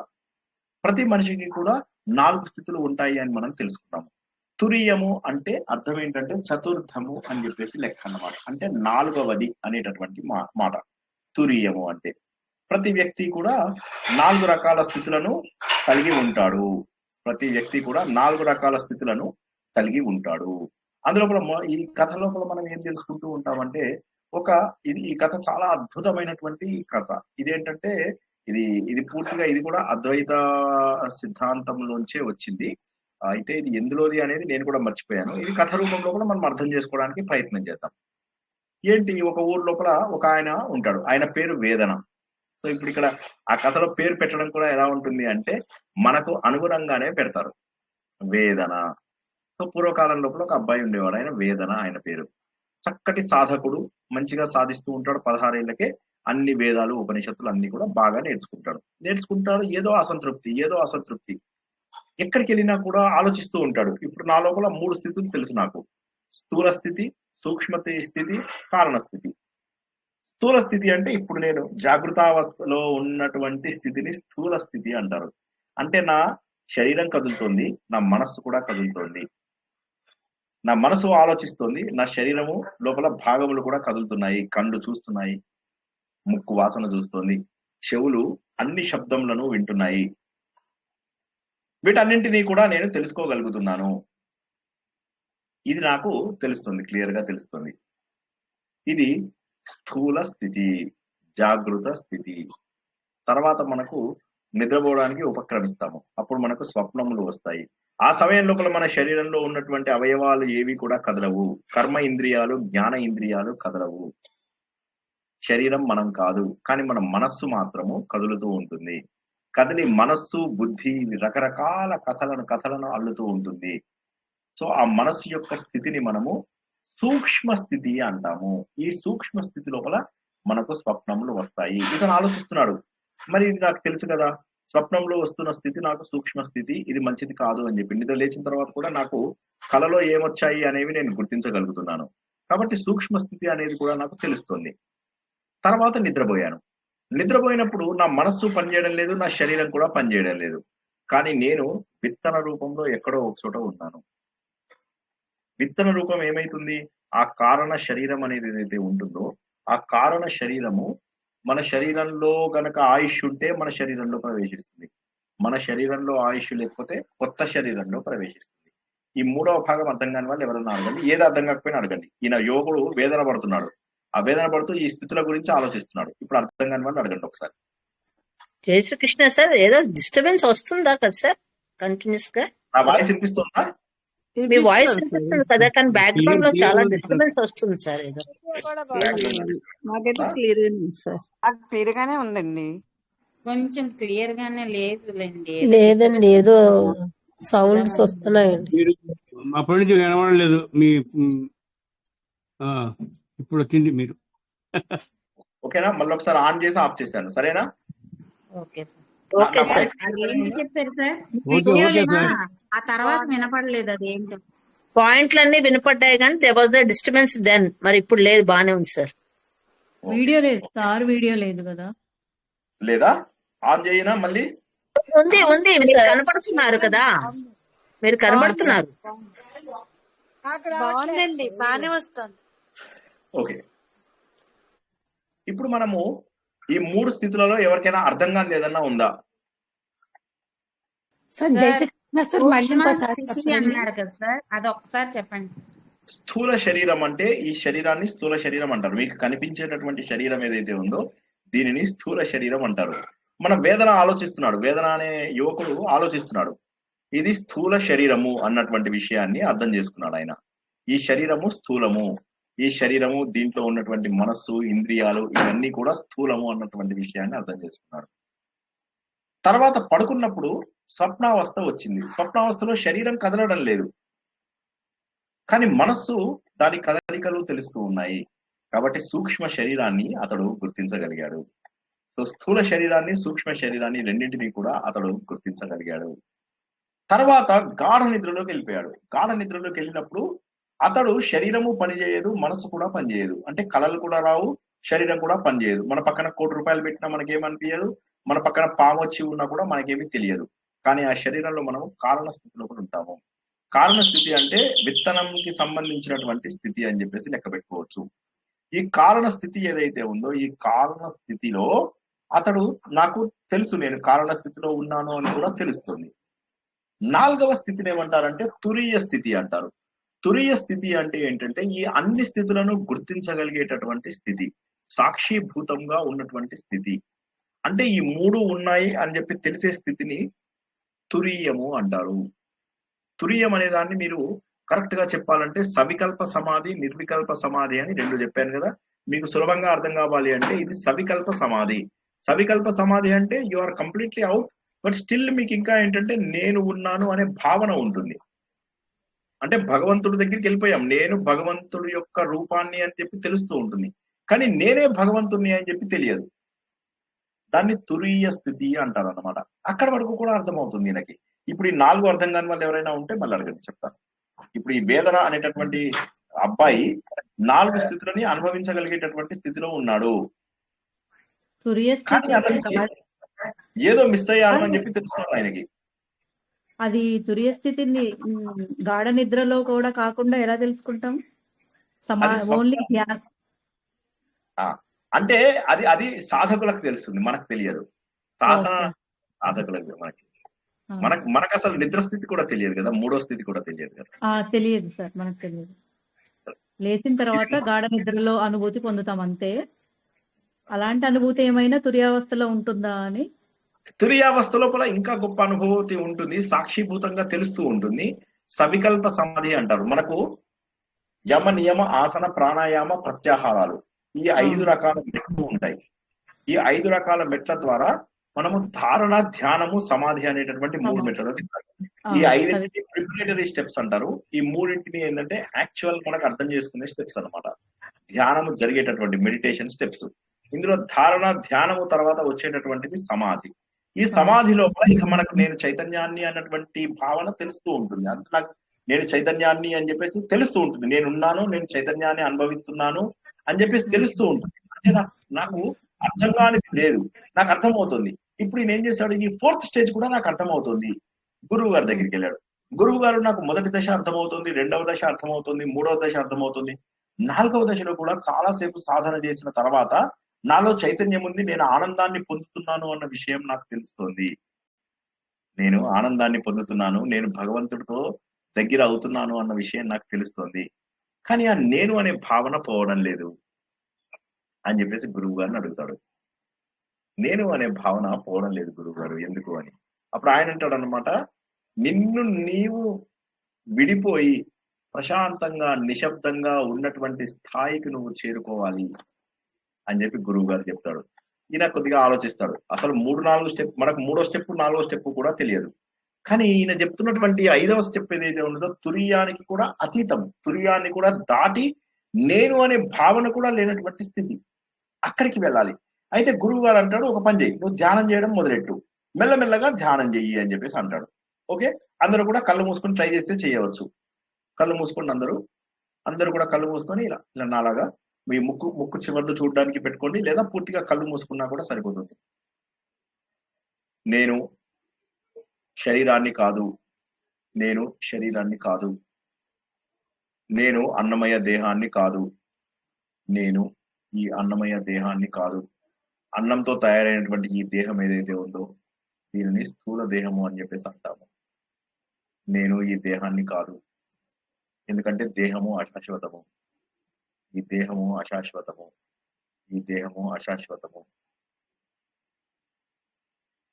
నా మనస్సు అనేటటువంటిది ప్రతి నిమిషము మారేది, కాబట్టి నేను మనస్సుని కాదు, నేను మనస్సుని కాదు, నేను మనస్సుని కాదు, నేను ప్రాణమును కూడా కాదు, వాయువు లేనప్పుడు కూడా నేను ఉన్నాను, కాబట్టి నేను వాయువును కూడా కాదు, వాయువును కూడా కాదు.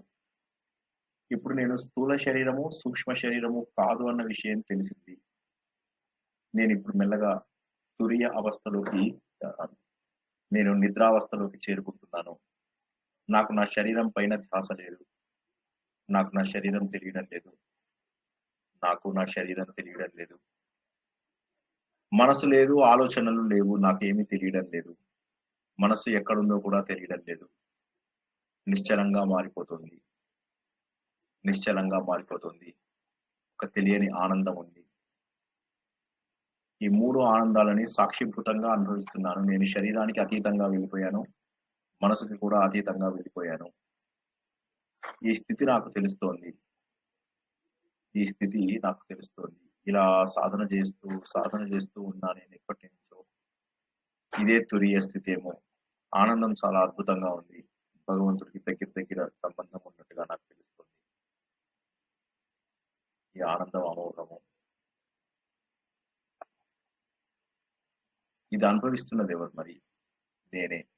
అంటే తురియ స్థితిలో ఉన్నాను. తురియ స్థితి లోపల సాక్షిభూతంగా ఉన్నాను. నా శరీరాన్ని నేను చూసుకోగలుగుతున్నాను. నా యొక్క కారణ శరీరాన్ని నేను గుర్తించగలుగుతున్నాను. నా సూక్ష్మ శరీరాన్ని గుర్తించగలుగుతున్నాను. అంటే నేను అనేటటువంటిది ఉండడం వల్లే ఇవన్నీ గుర్తించగలుగుతున్నాను కదా. నేను అనేది లేకపోతే ఈ అవస్థను నేను గుర్తించలేను.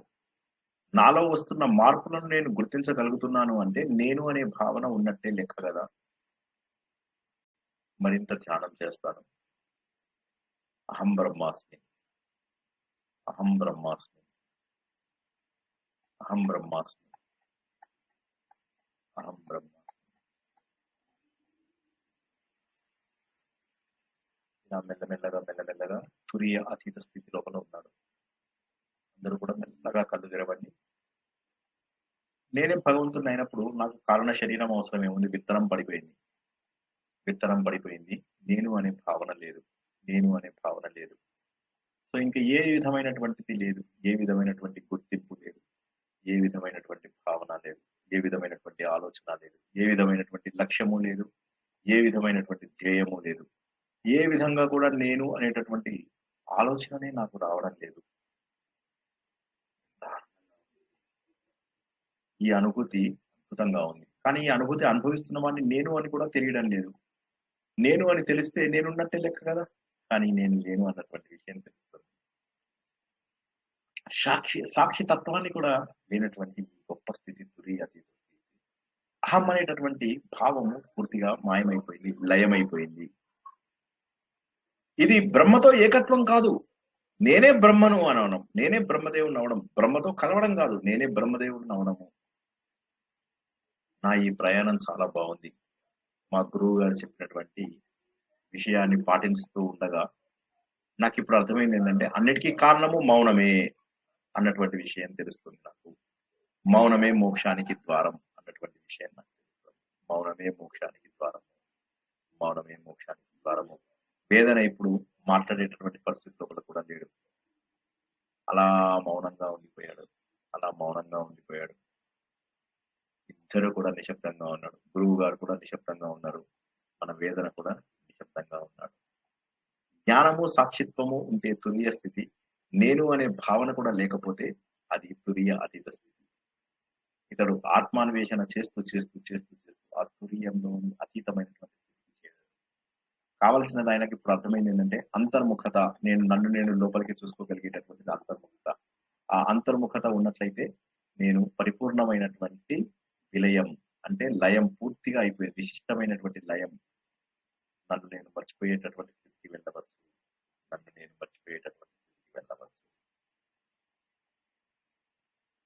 అద్భుతమైనటువంటి అంటే తురియం అనేటటువంటిది సాధన ద్వారా మనం చేరుకునేటటువంటిది. కానీ ఇక మానసిక చైతన్యం అన్ని కూడా దాటి వెళ్ళిపోయి అసలు ఇక సాక్షి భావన, అహంకారము ఏమీ కూడా ఉండనటువంటి ఒక అద్భుతమైనటువంటి స్థితి ఆ తురియ అతీత స్థితి. ఆ స్థితికి చేరుకున్నాడు వేదన. చేరుకుని అమ్మ ఇటువంటి గొప్ప స్థితి ఉంది. భగవంతుడిని నేనే అని తెలిసేటటువంటి స్థితి ఒకటి నాకు కలుస్తుంది. భగవంతుడిలో ఐక్యమవుతున్నాను అనేటటువంటిది 4వ స్థితి. భగవంతుడినే నేను అని చెప్పి తెలుసుకునేటటువంటిది 5వ స్థితి. అది తురియ అతీత స్థితి.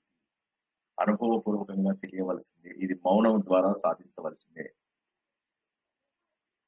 ఆత్మసుఖము వీడి నీ ఆట కొరకు పాత్ర పోషణ చేసేది సూత్రధారి. విశ్రమించదని పాదం ఆశ్రయించి పరమ కరుణాంతరంగా శ్రీ పాండురంగ. జై శ్రీకృష్ణ. కొంత అర్థమైనట్టు అనిపించిందా? అర్థమయ్యే అర్థం కానట్టుగా అనిపించిందా? అర్థమైంది కానీ రమణ సార్ మహర్షి 5వ స్టేజా సార్? రమణ మహర్షి నిర్వికల్ప సమాధిలోకి వెళ్ళిపోయేవారు ఆయన చాలా సార్లు. రమణ మహర్షి తర్వాత అదే ఈయన అడుగుదాం అనుకున్నా మన సార్. రామకృష్ణ పరమహంస నిర్వికల్ప సమాధి అంటే సమాధి స్థితిలో ఉండి ఇంకా భూమిలో ఉండేదాలా వాళ్ళు భూమితో సమాధి చేస్తారు. సమాధి అంటే అది కాదు. సమాధి అంటే శరీరం నేను కాదు అనే భావనకు వస్తే దాన్ని సమాధి అంటారు. సమాధి అంటే పాతి పెట్టడం కాదు. సమాధి అంటే ఏంటంటే ఆలోచనని లయం చేయగలిగేటటువంటి స్థితి. శరీరం నేను కాదు, మనస్సు నేను కాదు అని చెప్పేసి వెళ్ళడం ఏదైతే ఉన్నదో అది సమాధి స్థితి. అందులోపల 2 రకాల స్థితులు ఉంటాయి. ఒక సమాధిని సవికల్ప సమాధి అంటారు, మరొక సమాధిని నిర్వికల్ప సమాధి అంటారు. నేను చెప్పినట్టుగానే అర్థం చేసుకోండి. అర్థం కాని వాళ్ళు వీలైనన్ని సార్లు వినండి. సవికల్ప సమాధిలో ఇంకా నేను అనే భావన ఉంటుంది. అంటే నా శరీరం అనేటటువంటిది ఒక విత్తనము. ఈ విత్తనమే మబ్బుల్లో కలుస్తుంది, ఆ వాయువులో కలుస్తుంది, అందులోంచి మబ్బుల్లోకి వెళ్తుంది, మబ్బులోంచి వర్షం రూపంలో భూమి మీద పడుతుంది. భూమి మీద పట్టిన తర్వాత నేను చెట్టుగా పుడతానా, పుట్టగా పుడతానా, ఇక అవన్నీ నా కర్మను బట్టి ఉంటుంది. ఇప్పుడు నేను ఆ విత్తనం కూడా కాదు. ఆ విత్తనం అనేది కారణ శరీరం. ఇవన్నీ చూస్తున్నటువంటి నేను తురియం అనేటటువంటి 4వ స్థితిలో ఉన్నాను. ఇప్పుడు ఆ 4వ స్థితి లోపల నేను అనే భావన ఉంది, నేను చూస్తున్నాను అనేటటువంటి భావన ఉంది. కానీ 5వ స్థితిలో నేనే భగవంతుడిని, ఇక నాకు వేరే భావన లేదు. నాకు భగవంతుడు అయినప్పుడు నాకు కారణ శరీరం ఏంటి, స్థూల శరీరం ఏంటి, సూక్ష్మ శరీరం. భగవంతుడిలో ఐక్యం అయిపోవడం 4వది. నేనే భగవంతుడిని అని చెప్పి గుర్తించడం ఏదైతే ఉందో అది తురియ అతీత స్థితి. జై శ్రీకృష్ణ. కొద్దిగా కష్టమైంది, వీలైనంత సార్లు వినండి, ప్రాక్టీస్ చేయండి.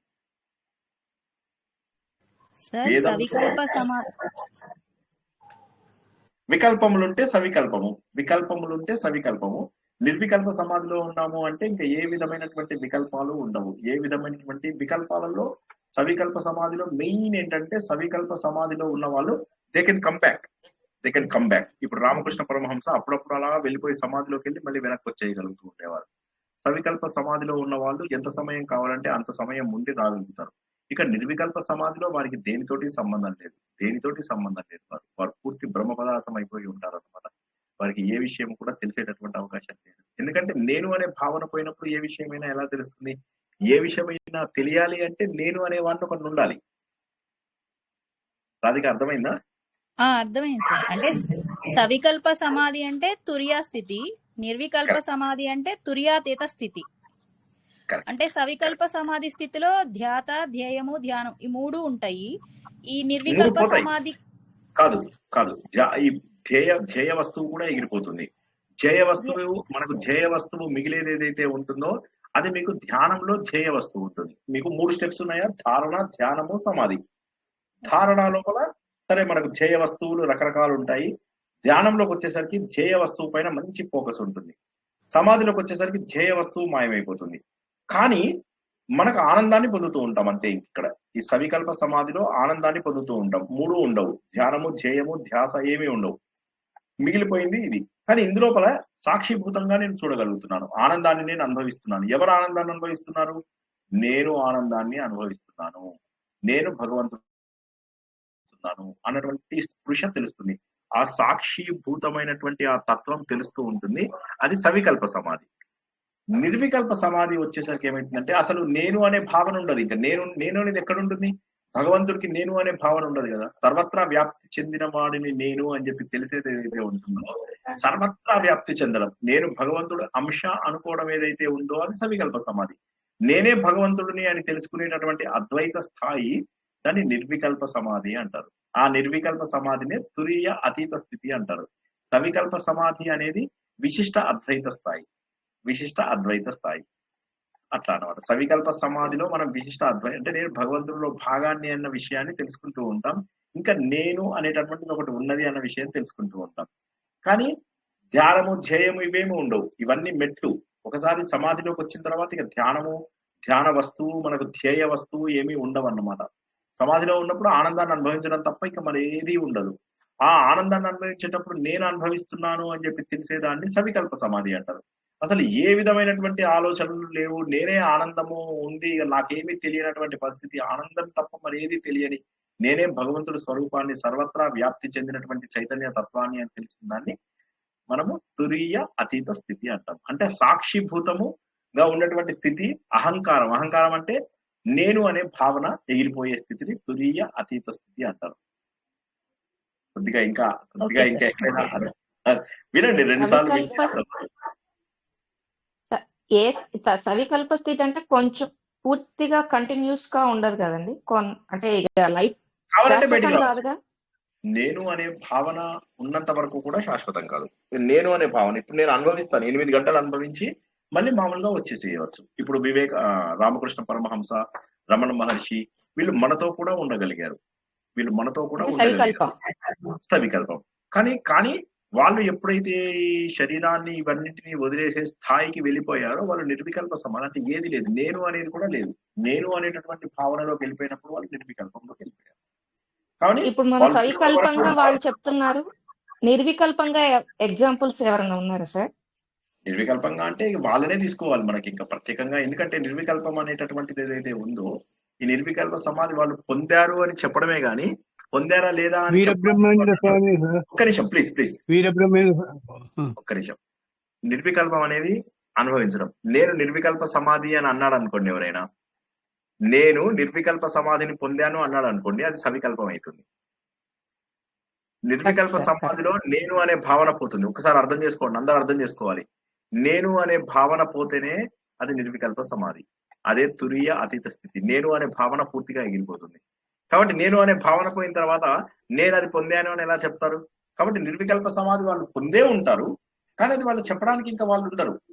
ఎందుకోసం అంటే వాళ్ళు పూర్తి పరబ్రహ్మ నేనే అని చెప్పి మారిపోయినప్పుడు వాళ్ళు నేను పరబ్రహ్మ స్వరూపుణ్ణి అయ్యాను అని చెప్పి ఎలా చెప్పగలుగుతారు? అంటే అభేదం అవుతుందా సార్? అది ఇద్దరికి మధ్య భేదం లేకుండా అయిపోతుంది అభేద స్థితి. తను పరమాత్ముడు అయిపోతాడు. తను పరమాత్మ అయిపోతాడు అంతే. ఇంకా ఈ చైతన్య శక్తిలో పూర్తిగా కలిసిపోతాడు. తను నిర్వికల్ప సమాధి అంటే శక్తి కూడా వస్తుంది సార్. మంత్రశక్తి కూడా వాళ్ళకు పనిచేస్తుంది. ఎక్కడ దివ్య దృష్టి అనేది ఉంటది. ఇక దివ్య దృష్టి కూడా ఆ శక్తులు వాళ్ళు ఏం చేసుకోరు అంటున్నాను. ఇప్పుడు ఆ శక్తులు వాళ్ళు శక్తుల్ని చేసినప్పుడే వస్తాయి. ధ్యానము ధారణ చేసినప్పుడే వస్తాయి ఆ శక్తులు. ఆ శక్తులన్నీ కూడా మీకు ధ్యానము ధారణ చేస్తున్నప్పుడే మీకు అష్టసిద్ధులు అని ఉంటాయి అన్నమాట. అవి వచ్చేస్తాయి ఆల్రెడీ. కానీ అది వచ్చితే వాటిని వాడుకోవడానికి కొంతమంది వెనక్కి వెళ్ళిపోతారు, కొంతమంది వాడుకోకుండా ఇంకా కాస్త ముందుకు సాధన చేసి ముందుకు వెళ్ళిపోతారు. ఆ వెళ్ళిపోయిన వారికి సవికల్ప నిర్వికల్ప సమాధులు వస్తాయి. అది వెళ్ళని వాళ్ళకి ఏమవుతుందంటే ఈ శక్తులు రాగానే పక్కకి వెళ్ళిపోయి జనాల లోపల ప్రదర్శించుకోవడాలు, డబ్బులు, హంగులు, ఆర్భాటాలు ఇవి కావాలి అనుకునే వాళ్ళు మళ్ళీ వెనక్కి వస్తారు. వెనక్కి వచ్చి రకరకాల శక్తులను చూపిస్తూ ఉంటారు. అందుకే కదా నిర్వికల్పంలో వెనక్కి వస్తారండి. ఇప్పుడు సవికల్పం అంటే రమణ మహర్షి గారు వాళ్ళు కొంచెం మనలాగా ఉంటారు. మనలాగా మనకంటే ఎన్నో రెట్లు బెటర్ స్టేజ్ లో ఉన్నారు. మనకు నేను నా కుటుంబము ఈ భావనలన్నీ ఉన్నాయి, వాళ్ళకి భావనలు ఏమీ ఉండవు. కానీ ఆ స్థితిని అనుభవిస్తున్నటువంటి అనుభవం తెలుస్తూ ఉంటుంది వారికి. అంటే నేను అనుభవిస్తున్నాను అనేటువంటిది తెలిస్తే దాన్ని సవికల్ప సమాధి అంటారు. అసలు అదేమీ లేదు. ఇక నేనే చైతన్యాన్ని అయినప్పుడు నాకేం తెలుస్తుంది? ఇప్పుడు శ్రీకృష్ణుడి దగ్గరికి వెళ్ళి నీకు మోక్షం ఇస్తానంటే ఏమర్థమవుతుంది? ఆయనే మోక్ష స్వరూపుడు. సో శ్రీకృష్ణుడుగా మీరు మారిపోతారు. అది నిర్వికల్ప సమాధి లేదా తురీయ అతీత స్థితి. తురీయ అతీత స్థితి లోపల ఈ సాక్షిభూతంగా అంటే as a witness you don't observe all these things.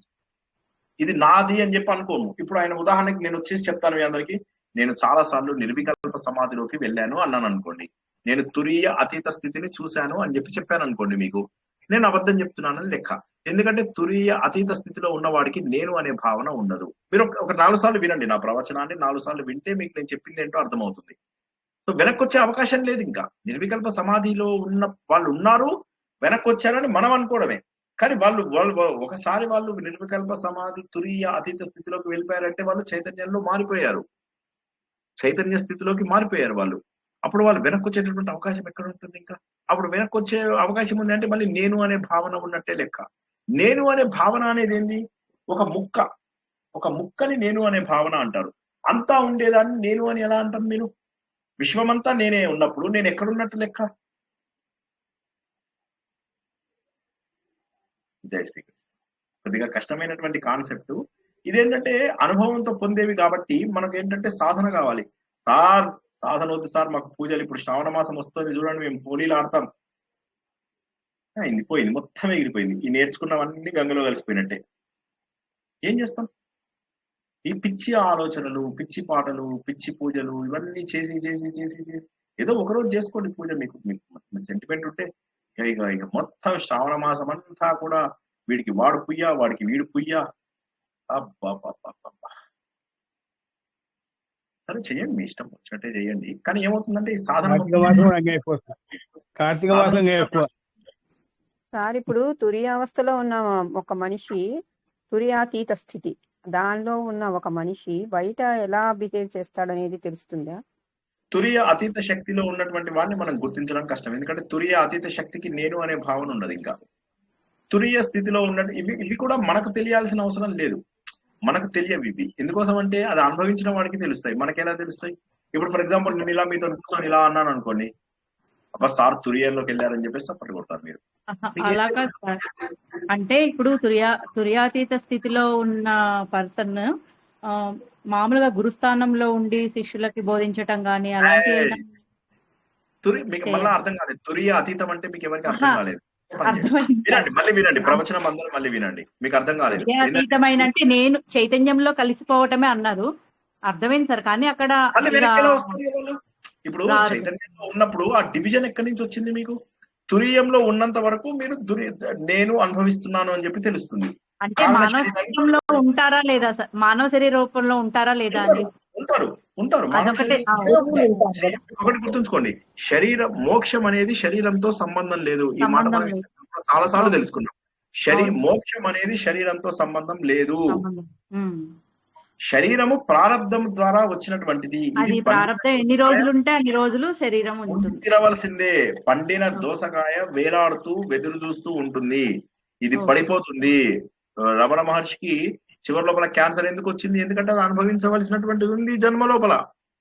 కాబట్టి శరీరానికి వచ్చేటటువంటివి ప్రారంధం ద్వారా వచ్చేటటువంటివి మోక్షం వస్తే పోవు, కానీ సంచితం నాశనం చేసుకోవచ్చు, ఆగామిని నాశనం చేసుకోవచ్చు. అంటే కొన్ని కోట్ల జన్మలలో చేసుకున్న పాపాలని అగ్గిపుల్ల గీసి కాల్చేయచ్చు. ఈ జన్మలో చేసుకునేటటువంటి కొత్త పాపాలు కొత్త పుణ్యాలని ఆపవచ్చు. కానీ ఇప్పుడు మనం ఏదైతే ఈ క్షణం లోపల మనం అనుభవిస్తున్నామో, ఈ జన్మలో అనుభవిస్తున్నామో, ఇది పోగొట్టుకునే అవకాశం లేదు. ఓకేనా? Okay sir. కాబట్టి ప్రారంధంలో ఉన్నవన్నీ అనుభవించి తీరవలసిందే మోక్షం వచ్చినా కూడా. మోక్షం అనేటటువంటిది ఏంటి? విడుదల తెలిసినటువంటి మనిషిని మోక్షం అంటారు, అంతే. మోక్షం సాధించినటువంటి వ్యక్తి వాడు. సో మోక్షంలో ఉన్నటువంటి వ్యక్తి ఎవరైతే ఉంటారో వారిని మనం గుర్తించడం కష్టం. ఎందుకంటే వాళ్ళ ముఖం చూసి ఎలా గుర్తిస్తాం మనం? మనకు ఆ శక్తి ఉండదు, మనకు ఆ శక్తి లేదు. ఎవరైనా చెప్తే అంతే, ఆయన మోక్షం ఉందంటే ఉందంటాం అంతే. మనమేమి గుర్తించలేము, మనలో ఆ స్థాయి లేదు కదా. అడగండి లక్ష్మి గారు. ఏం లేదు సార్, అది అంటే అవస్థ అంటే ఒక అవస్థకు దాటి ఇంకో అవస్థకు వెళతామంటే ఇప్పుడు జీవుడు ఆగ్నేయ చక్రం వరకు కాకుండా సహస్రారం ఉంది కదా సార్, ఆ సహస్రారానికి జీవుడు వెళ్లి ప్రత్యేక ఆత్మతో ఏకమైనప్పుడు తుర్యావస్థ కలుగుతుంది సార్, అదే కదా? తుర్యావస్థ మీకు ఇక్కడ దాకా వస్తే ఇక్కడికి వస్తే తుర్యాతీత అవస్థ. అయితే మనకు భాగవతంలో ఏం చెప్తారంటే ఇది ఛేదించినప్పటికీ కూడా నీకు తురియ అతీత అవస్థ రాదు అని చెప్పి భాగవతం 2వ స్కందంలో చెప్తాడు. భాగవతం 2వ స్కందంలో ఏం చెప్తారంటే జీవుడు వెళ్ళిపోయినప్పుడు ఛేదించుకున్నాడు అంటే తురియ అవస్థలోకి వచ్చినట్టే. సాధన చేయంటే ఇది బ్రేక్ అవ్వదు. సో సాధన చేసి ఎవరన్నా ఇది బ్రేక్ చేసుకున్నారనుకోండి, అప్పుడు అది తురియ అవస్థ. అయితే భాగవతంలో ఏం చెప్తారంటే అటువంటి వాళ్ళు మళ్ళీ స్పెషల్ సాధన చేసి భగవంతుని చేరుకోవాలి అని చెప్పి చెప్తారు. కాబట్టి తురియ అతీత అవస్థ అనేటటువంటిది వేరు. మామూలుగా అయితే తురియము తురియ అతీతము, కానీ భాగవతం ప్రకారం ఇది తురియ అతీతము. దీని తర్వాత కూడా మళ్ళీ మనం కొన్ని స్థాయిలకు వెళ్ళాలి. ఇవన్నీ ఎందుకు కష్టాలు పడ్డము, భగవంతుని భక్తితో ప్రార్థిస్తే సరిపోదా అని చెప్పేసి 2వ స్కందంలో చెప్పారు అన్నమాట.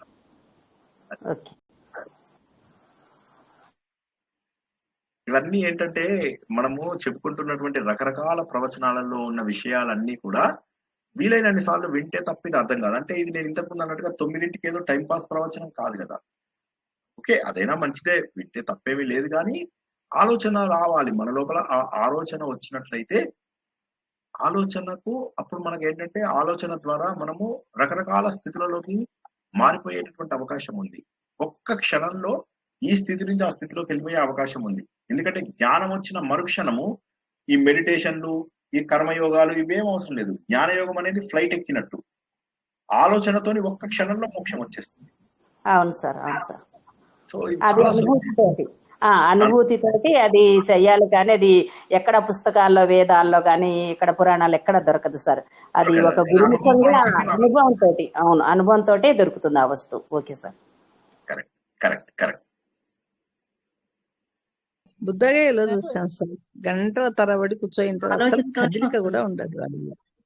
సార్ ఒక ప్రశ్న, ఇది జనక కరెక్ట్ మహారాజు కాదు కూడా సార్. అది ఉపదేశం చేసినప్పుడు కూడా అంటారు కదా సార్, ఎప్పటికి నీకు ఆత్మసాక్షాత్కారం నీకు ఎంత టైం పట్టింది అని అడిగినప్పుడు, ఎంత టైం అంటే ఒక గుర్రం ఎక్కుతున్నప్పుడు ఒక కాలు రికాబులో పెట్టి ఇంకో కాలు మీద వేసే సమయంలోనే మోక్షానికి పొందే స్థితి వచ్చిందని చెప్పి అంటారు కదా సార్. ఒక క్షణం అంతే, ఒక క్షణం ఒక క్షణం. అవునవును, అవునవునవును. తెలుసుకున్న వాళ్ళకి ఆ క్షణం చాలు సార్, ఒక 30 సెకండ్స్ మహా అయితే. అవును సార్, అది అనుభూతి చెందిన వారికి తెలుస్తుంది. కృష్ణవేణి గారు ఏదో అడుగుతున్నారు. ఇది ప్రశ్న కరెక్టో కదా సార్? ఇది రమణ మహర్షి గారికి జ్ఞానం వస్తేనే మోక్షం వస్తుంది కదా సార్? అవును, జ్ఞానం వస్తేనే మోక్షం మోక్షం. వస్తుంది, కానీ తను శరీరం వ్యాధి అనుభవిస్తుంది కదా సార్, అక్కడ జ్ఞానాగ్ని దగ్ధ కర్మాణం అని ఉంది కదా, మరి ఇది మన వ్యాధి అనుభవించాడు కదా, ఎలా సార్ అది కరెక్టేనా నేను అడిగింది? ఇందాకే చెప్పాను ఆ మాటకి జవాబు. పాత జన్మలు కాలిపోతాయి, కొత్త కొత్త కర్మలు కాలిపోతాయి. పాత కర్మలు కొత్త కర్మలు కాలిపోతాయి. ఈ జన్మది అనుభవించాలి అని చెప్పే కదా. అంటే ఈ జన్మలో ఉన్నది అనుభవించాడు తను. సరే వినండి, ఒక మాట చెప్తా వినండి. ఇప్పుడు మీరు ఇక్కడ పైన కొన్ని ఆయుధాలు ఉన్నాయి, నా భుజం దగ్గర కొన్ని ఆయుధాలు ఉన్నాయి. ఈ ఆయుధాలను ఇంకా నేను ప్రయోగించలేదు, వీటిని కాల్ చేయొచ్చా లేదా? కాల్ చేయొచ్చు సార్. కాల్ చేయొచ్చు. వెయ్యలేదు, ఇప్పటివరకు కొన్ని బాణాలు వేయలేదు, వాటిని కూడా నేను ఆపచ్చా లేదా? ఆపచ్చు సార్. మనసుతోటి వద్దులే యుద్ధం వద్దని ఆపేయచ్చు.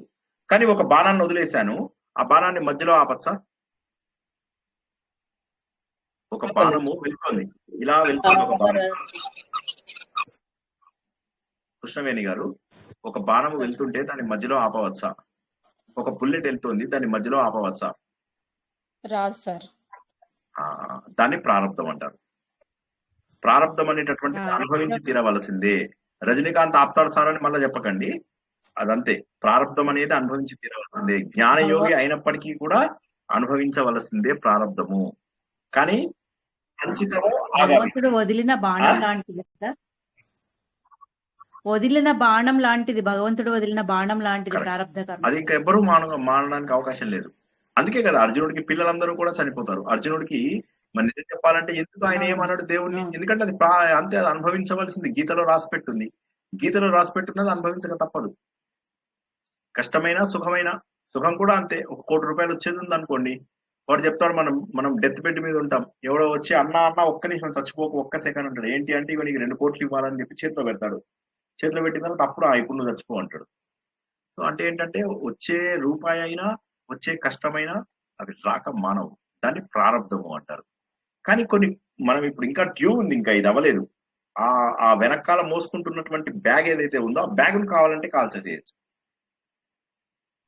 అదే విధంగా ఈ జన్మలో ఇక కొత్త పాపాలు కొత్త పుణ్యాలు చేయకుండా జ్ఞానం వచ్చింది కాబట్టి ఇక కొత్త పాపాలు కొత్త పుణ్యాలు మనకు అంటవు. కాబట్టి ఆగామి లేదు, సంచితము లేదు, ప్రారంధము మటుకు అనుభవించి తీరవలసిందే. అందరూ ప్రశ్న చేస్తున్నారు, మీరు ఇంత జ్ఞానంలో ఉన్నారు, ఇంత అన్ని చదువుకుంటున్నారు, అన్ని చేస్తున్నారు, మీకెందుకు కష్టం వచ్చింది? అదే ప్రశ్నకి ఆన్సర్ ఏం చెబుతాం సార్? ప్రారంధం, అది తప్పదు కదా. అంతే కదా, కరెక్ట్, అదే చెప్పాలి. ప్రారంధం వచ్చినా కూడా జ్ఞానులైతే దాన్ని కష్టం అన్నారు. కష్టం మనకి తెలుసు సార్, అది కష్టం వస్తుంది, కష్టం వస్తుంది, కానీ వాళ్ళు కష్టం అనుకోరు. అదే మనం ఫీల్ అవ్వాము, వాళ్ళకి తెలియదు కదా, బయట చూడటానికి కష్టంగానే ఉంది, వాళ్ళ ఫీల్ అవుతుంది. మళ్ళీ బయట వాళ్ళ గురించి పట్టించుకుంటేనే నేను ఇప్పటికే చెప్పేది ఒకటే, ముందు ఫస్ట్ బయట వాళ్ళతో మాట్లాడుతున్నన్ని రోజులు నేనేం చెప్పాను మీకు అందరికీ చెప్పాను, మనుషులతో మాట్లాడడం ఆపేయండి అని చెప్పాను. మీకు అదుర్సు సినిమాని 50 సార్లు చూడండి, లాస్ట్ లోపల వాడు ఏమంటాడు, ఏమిట్రా మనుషులతో మాట్లాడుతున్నావు అంటాడు. సో మనుషులతో మాట్లాడద్దు, వాడు బ్రహ్మానందం అంటాడు, వాడు వెళ్ళొద్దు ఎవరితో మాట్లాడద్దు. అలాగా మనుషులతో మాట్లాడినంత వరకు ఎప్పటికీ రాదు. అంటే బయటికి కనపడే కష్టం ఉంటది కదా సార్, అది వాళ్ళు మాట్లాడటానికి చుట్టుపక్కల వాళ్ళు కానీ ఎవరైనా ఉన్నారు. కానీ వాళ్ళతో మనం పెట్టుకుంటే కదా, వాళ్ళతో మనం వెళ్ళిపోతే ఎప్పుడు మనం ఏం క్వశ్చన్ చేయరు. మనం వెళ్ళి ఇప్పుడు ఏదో అంటారు కదా, దాన్ని పోయే తద్దిరాన్ని నెత్తిన పెట్టుకున్నట్టు వెళ్తూ ఏమన్నా అడిగి మాట్లాడి నీ పెళ్ళాం బిడ్డలు బాగున్నారా అంటే వాడు కూడా అడుగుతాడు, నీ పిల్లం బాగుందా, నీ పిల్లలు బాగున్నారా అని అడుగుతాడు.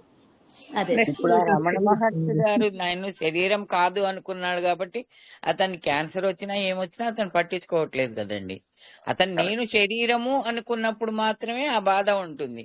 అతను కాదు అనుకున్నాడు కాబట్టి అతనికి బాధ లేదు. బాధ చూసే అనిపించదు. వాళ్ళకి మనకి అనిపిస్తుంది కానీ అతనికి లేదు. Correct correct correct. చూసే వాళ్ళకి అనిపిస్తుంది కానీ ఆయనకు అనిపించదు. ఎందుకంటే ఇప్పుడు వాళ్ళు ఆ స్థితి వదిలేశారు, ఇంకా ఆ స్థితి వదిలేశారు. ఇది నాకు శరీరానికి రావాల్సిన రోగము అనుకున్నారు, వదిలేశారు. శరీరానికి వస్తుంది, శరీరానికి పోతుంది. శరీరం ఏముంది, చొక్కా చిరిగిపోతుంది, చొక్కా కుట్లు కొడతాం అంతే. దానికి పెద్ద ఏం సంబంధం లేదు. పూర్తిగా చిరిగిపోయిన చొక్కాలు కూడా ఉంటాయి. కాబట్టి దాని గురించి పెద్దగా ఆలోచించవలసిన అవసరం లేదు. ప్రారంభం గురించి ఎవరికి జ్ఞానంలో మనం ఆలోచిస్తాం. మనం ఏంటంటే ఏ చిన్న కష్టం వచ్చినా కూడా పూర్ణ ఏడుస్తూ ఉంటాం. ఎంత ఏడిస్తే దేవుడు అంత దూరం వెళ్తాడు. ఈ నోములు, వ్రతాలు, కర్మకాండలు నిన్న తెలుసుకున్నాం మనం. కర్మకాండల ద్వారా మనము మోక్షమును సాధించలేము అన్నటువంటి విషయాన్ని నిన్న మనము నిర్వాణ దశకమా నిన్న నేర్చుకున్నాం, భజగోవిందంలో నేర్చుకున్నాం. కర్మకాండల ద్వారా ఎప్పటికీ కూడా మోక్షాన్ని సాధించలేము. అభ్యాస వైరాగ్యముల ద్వారా మాత్రమే సాధించగలము. సార్ మీరు కొత్త లాజిక్, నేనేం కొత్త లాజిక్ చెప్తలేను. చూడండి 6వ అధ్యాయం చూడండి భగవద్గీతలో, అభ్యాస వైరాగ్యాల ద్వారా నువ్వు సాధించగలుగుతావు అని చెప్పేసి శ్రీకృష్ణ భగవానుడు. కాబట్టి అభ్యాస వైరాగ్యం లేనంత వరకు ఎన్ని పూజలు చేయండి, ఎన్ని వ్రతాలు చేయండి, ఎన్ని అభిషేకాలు చేయండి వృధా. ముందు ఆ చైతన్యాన్ని గుర్తించే వివేకం కావాలి. వివేక వైరాగ్యాలు తప్పనిసరి. అవి రానంత వరకు ఎదుగుదల లేనట్టే లెక్క. ఎన్ని విషయాలన్నా తెలుసుకోండి, ఎన్ని గ్రంథాలన్నా తెలుసుకోండి. వాడు అంటాడు అనమాట, అదేది నేను మర్చిపోయాను, కితాబ్ పడికే సుధామోహన్ గారి జ్ఞాపకం ఉంది. అది పడికే ఏదో మహాన్ బనా ఏదో ఉంది, కానీ 2.5 అక్షర ప్రేమ కా పండిత్ బనా అని చెప్పేసి ఏదో ఉందన్నమాట. ఒక 2.5 అక్షరాల ప్రేమ గురించి తెలుసుకున్నాను, నేను గొప్ప పండితుడిని అయ్యాను. ఎన్నో పుస్తకాలు చదివాను కానీ నేను పండితుడని కాలేకపోయాను. కానీ ఒక 2.5 అక్షరాల ప్రేమ అంటే భక్తి భావం, అది తెలుసుకున్నాను, నేను ప్రపంచమంతా తెలుసుకున్నావా అని అయ్యాను అని చెప్పేసి. అసలు సత్యాన్ని తెలుసుకున్నప్పుడు మాత్రమే ఈ అజ్ఞానం అంతా పోతుంది. అసత్యాన్ని మనం ఎంతసేపు కూడా కర్మకాండాల ద్వారా కప్పి పెడతామంటే లాభం ఏముంది? సత్యం తెలిసి కర్మకాండాలు చేయండి, తప్పులేదు. నేనేమంటానంటే మీకు పూజ చేయాలన్నా చేయండి, కానీ అది పనిలాగానో మొక్కుబడిలాగానో చేయకండి. మనస్ఫూర్తిగా చేయండి, గుండెల నిండుగా చేయండి, భగవంతుని దింపుకోండి, అక్కడ ప్రతిష్ఠించండి ప్రాపర్ గా, సరైన పద్ధతులు పెట్టండి. వేరే వాడికి ఇది గొప్ప చూపించుకోవడానికి అవసరం లేదు. వేరే వాడికి చెయ్యండి, అలాగే చేయండి, తప్పకుండా చేయండి, అప్పుడు మీకు ఫలితం వస్తుంది. ఇక్కడ ప్రాబ్లం ఏంటంటే హంగుతోనే ఆర్భాటంతో. జై శ్రీకృష్ణ. శ్రీకృష్ణ సార్, మనం సమాజంలో 10 నిమిషాలు చూస్తుంటే ఒక క్షణం పాటు చేయిలు విడిపోయినప్పుడు తెలియదు సార్.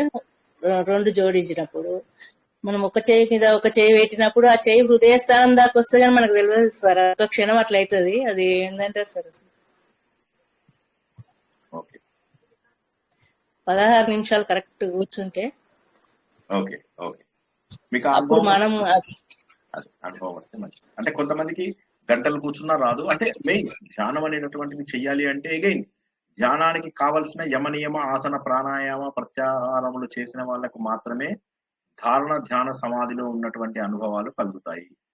అవి చెయ్యాలి అంటే యమ నియమ ఆసన ప్రాణాయామ ప్రత్యాహారములని చేసి ఉండిన వారికి మాత్రమే ధారణ ధ్యాన సమాధిలోని అనుభవాలు కలుగుతాయి. ఈ 5 లోపల అన్ని మనకు వచ్చి ఉండాలి. అది చేసి వస్తే సంతోషం. Thank you sir. Thank you ma'am. సూక్ష్మ శరీరం గురించి ఇంకొకటి ఉదాహరణ ఉందా సార్? ఏమన్నా దాన్ని అదే కన్ఫ్యూజన్. స్థూలము అంటే ఈ శరీరము, స్థూలం అంటే ఈ శరీరము మనస్సు అన్ని కలుపుకొని ఏవేవైతే యాక్టివ్ గా ఉన్నాయో వాటన్నిటిని కలిపి స్థూల శరీరం అంటారు. సూక్ష్మ శరీరం అంటే శరీరము రెస్ట్ స్టేట్ లోకి వస్తుంది, నిద్రాణమైనటువంటి స్టేట్ లోకి వస్తుంది, కానీ మనస్సు మాత్రము మెలకువగా ఉంటుంది. దాన్ని సూక్ష్మ శరీరము అంటారు. ఎందుకంటే ఆ సమయం లోపల మనం రకరకాల కళలు అంటాము, రకరకాలుగా మనస్సు, బుద్ధి, చిత్తము, అహంకారము అని మనస్సు యొక్క 4 రూపాలు, దీన్ని అంతఃకరణాలు అంటారు. ఈ అంతఃకరణాలు చేసేదాన్ని సూక్ష్మ శరీరం అంటాం.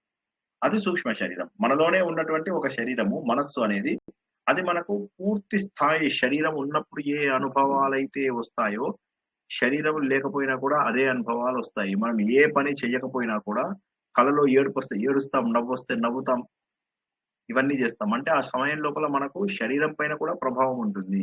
ఏడుపు వస్తే ఏడుస్తాం కూడా స్వప్నంలో. అది సూక్ష్మ శరీరం. కారణ సూక్ష్మ శరీరంలో శరీరం is equal to Manasena sir? మనసు అనొచ్చా? మనసు కారణ శరీరం అయితే ఎప్పుడైతే మనం నిద్రా స్థితి లోపల ఉంటామో, కానీ ఆ స్థితి లోపల మనము చనిపోయినట్టు కాదు. కారణ శరీరంలో మనం అంటూ ఒక బీజ స్థితిలో ఉన్నాం.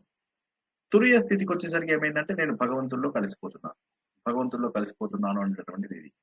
విత్తన స్థితిలో ఉన్నప్పుడు ఏమైంది? ఆ విత్తనం ఈ శరీరంలోకి వెళ్ళొచ్చు, ఇంకో శరీరంలోకి వెళ్ళొచ్చు. దాన్ని విత్తన స్థితి లేదా స్థూల సూక్ష్మ కారణ స్థితి అంటాము. కానీ తురియ స్థితిలోకి వచ్చినప్పుడు ఏమవుతుంది? నేను భగవంతుల్లో కలిసిపోతా, ఇంకొక జన్మ ఎత్తే అవకాశం లేదు. దాన్ని తురియ స్థితి అంటారు. ఆ తురియ స్థితి కూడా దాటిపోయి నేను అనేటటువంటి భావన పోయి నేను భగవంతుల్లో కలుస్తున్నాను అనిపోయి నేను భగవంతుల్లో కలుస్తున్నాను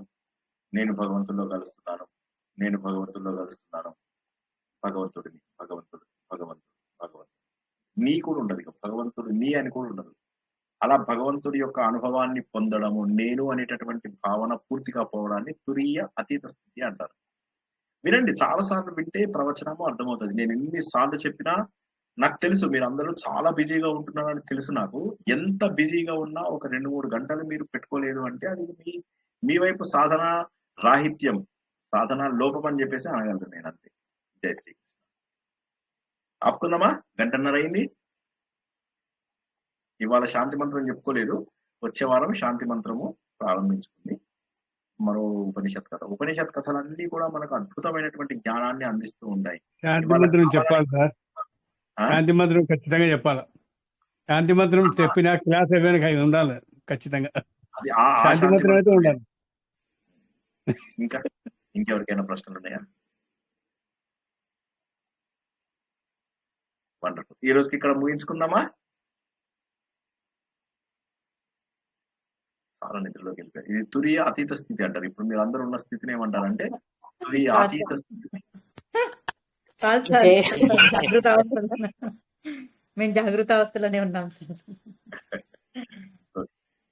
అందరూ కూడా ఆలోచన ద్వారా మాత్రమే మనము భగవంతుడిని చేరుకోగలమని, కేవలము ఆలోచన వివేక వైరాగ్యాలను తెచ్చే ఆలోచన మాత్రమే మనను భగవంతుడికి దగ్గరికి చేరుస్తుందని, సాధన లేనటువంటి కర్మకాండలు, ఏ విధమైనటువంటి భావన లేనటువంటి కర్మకాండలు ఎప్పటికీ మనను మోక్ష మార్గానికి దగ్గరగా కూడా తీసుకెళ్లలేవని, ఈ ఒక్క సత్యాన్ని అర్థం చేసుకున్న ప్రతి ఒక్కరూ కూడా అభివృద్ధి చెందుతారని ఆశిస్తూ, నిజమైనటువంటి వేదసారము అప్పుడు మాత్రమే అర్థమైనట్టు, అప్పుడే అందరూ కూడా ఆ బ్రాహ్మణ స్థితికి చేరుకుంటారని, అందరూ చేరుకోవాలని ఆశిస్తూ ఈరోజు ప్రవచనాన్ని ఇక్కడికి ముగించుకుందాం. అందరికీ శుభం కలగాలి. శుభం భూయాత్. శుభరాత్రి. జై శ్రీకృష్ణ. శ్రీకృష్ణ.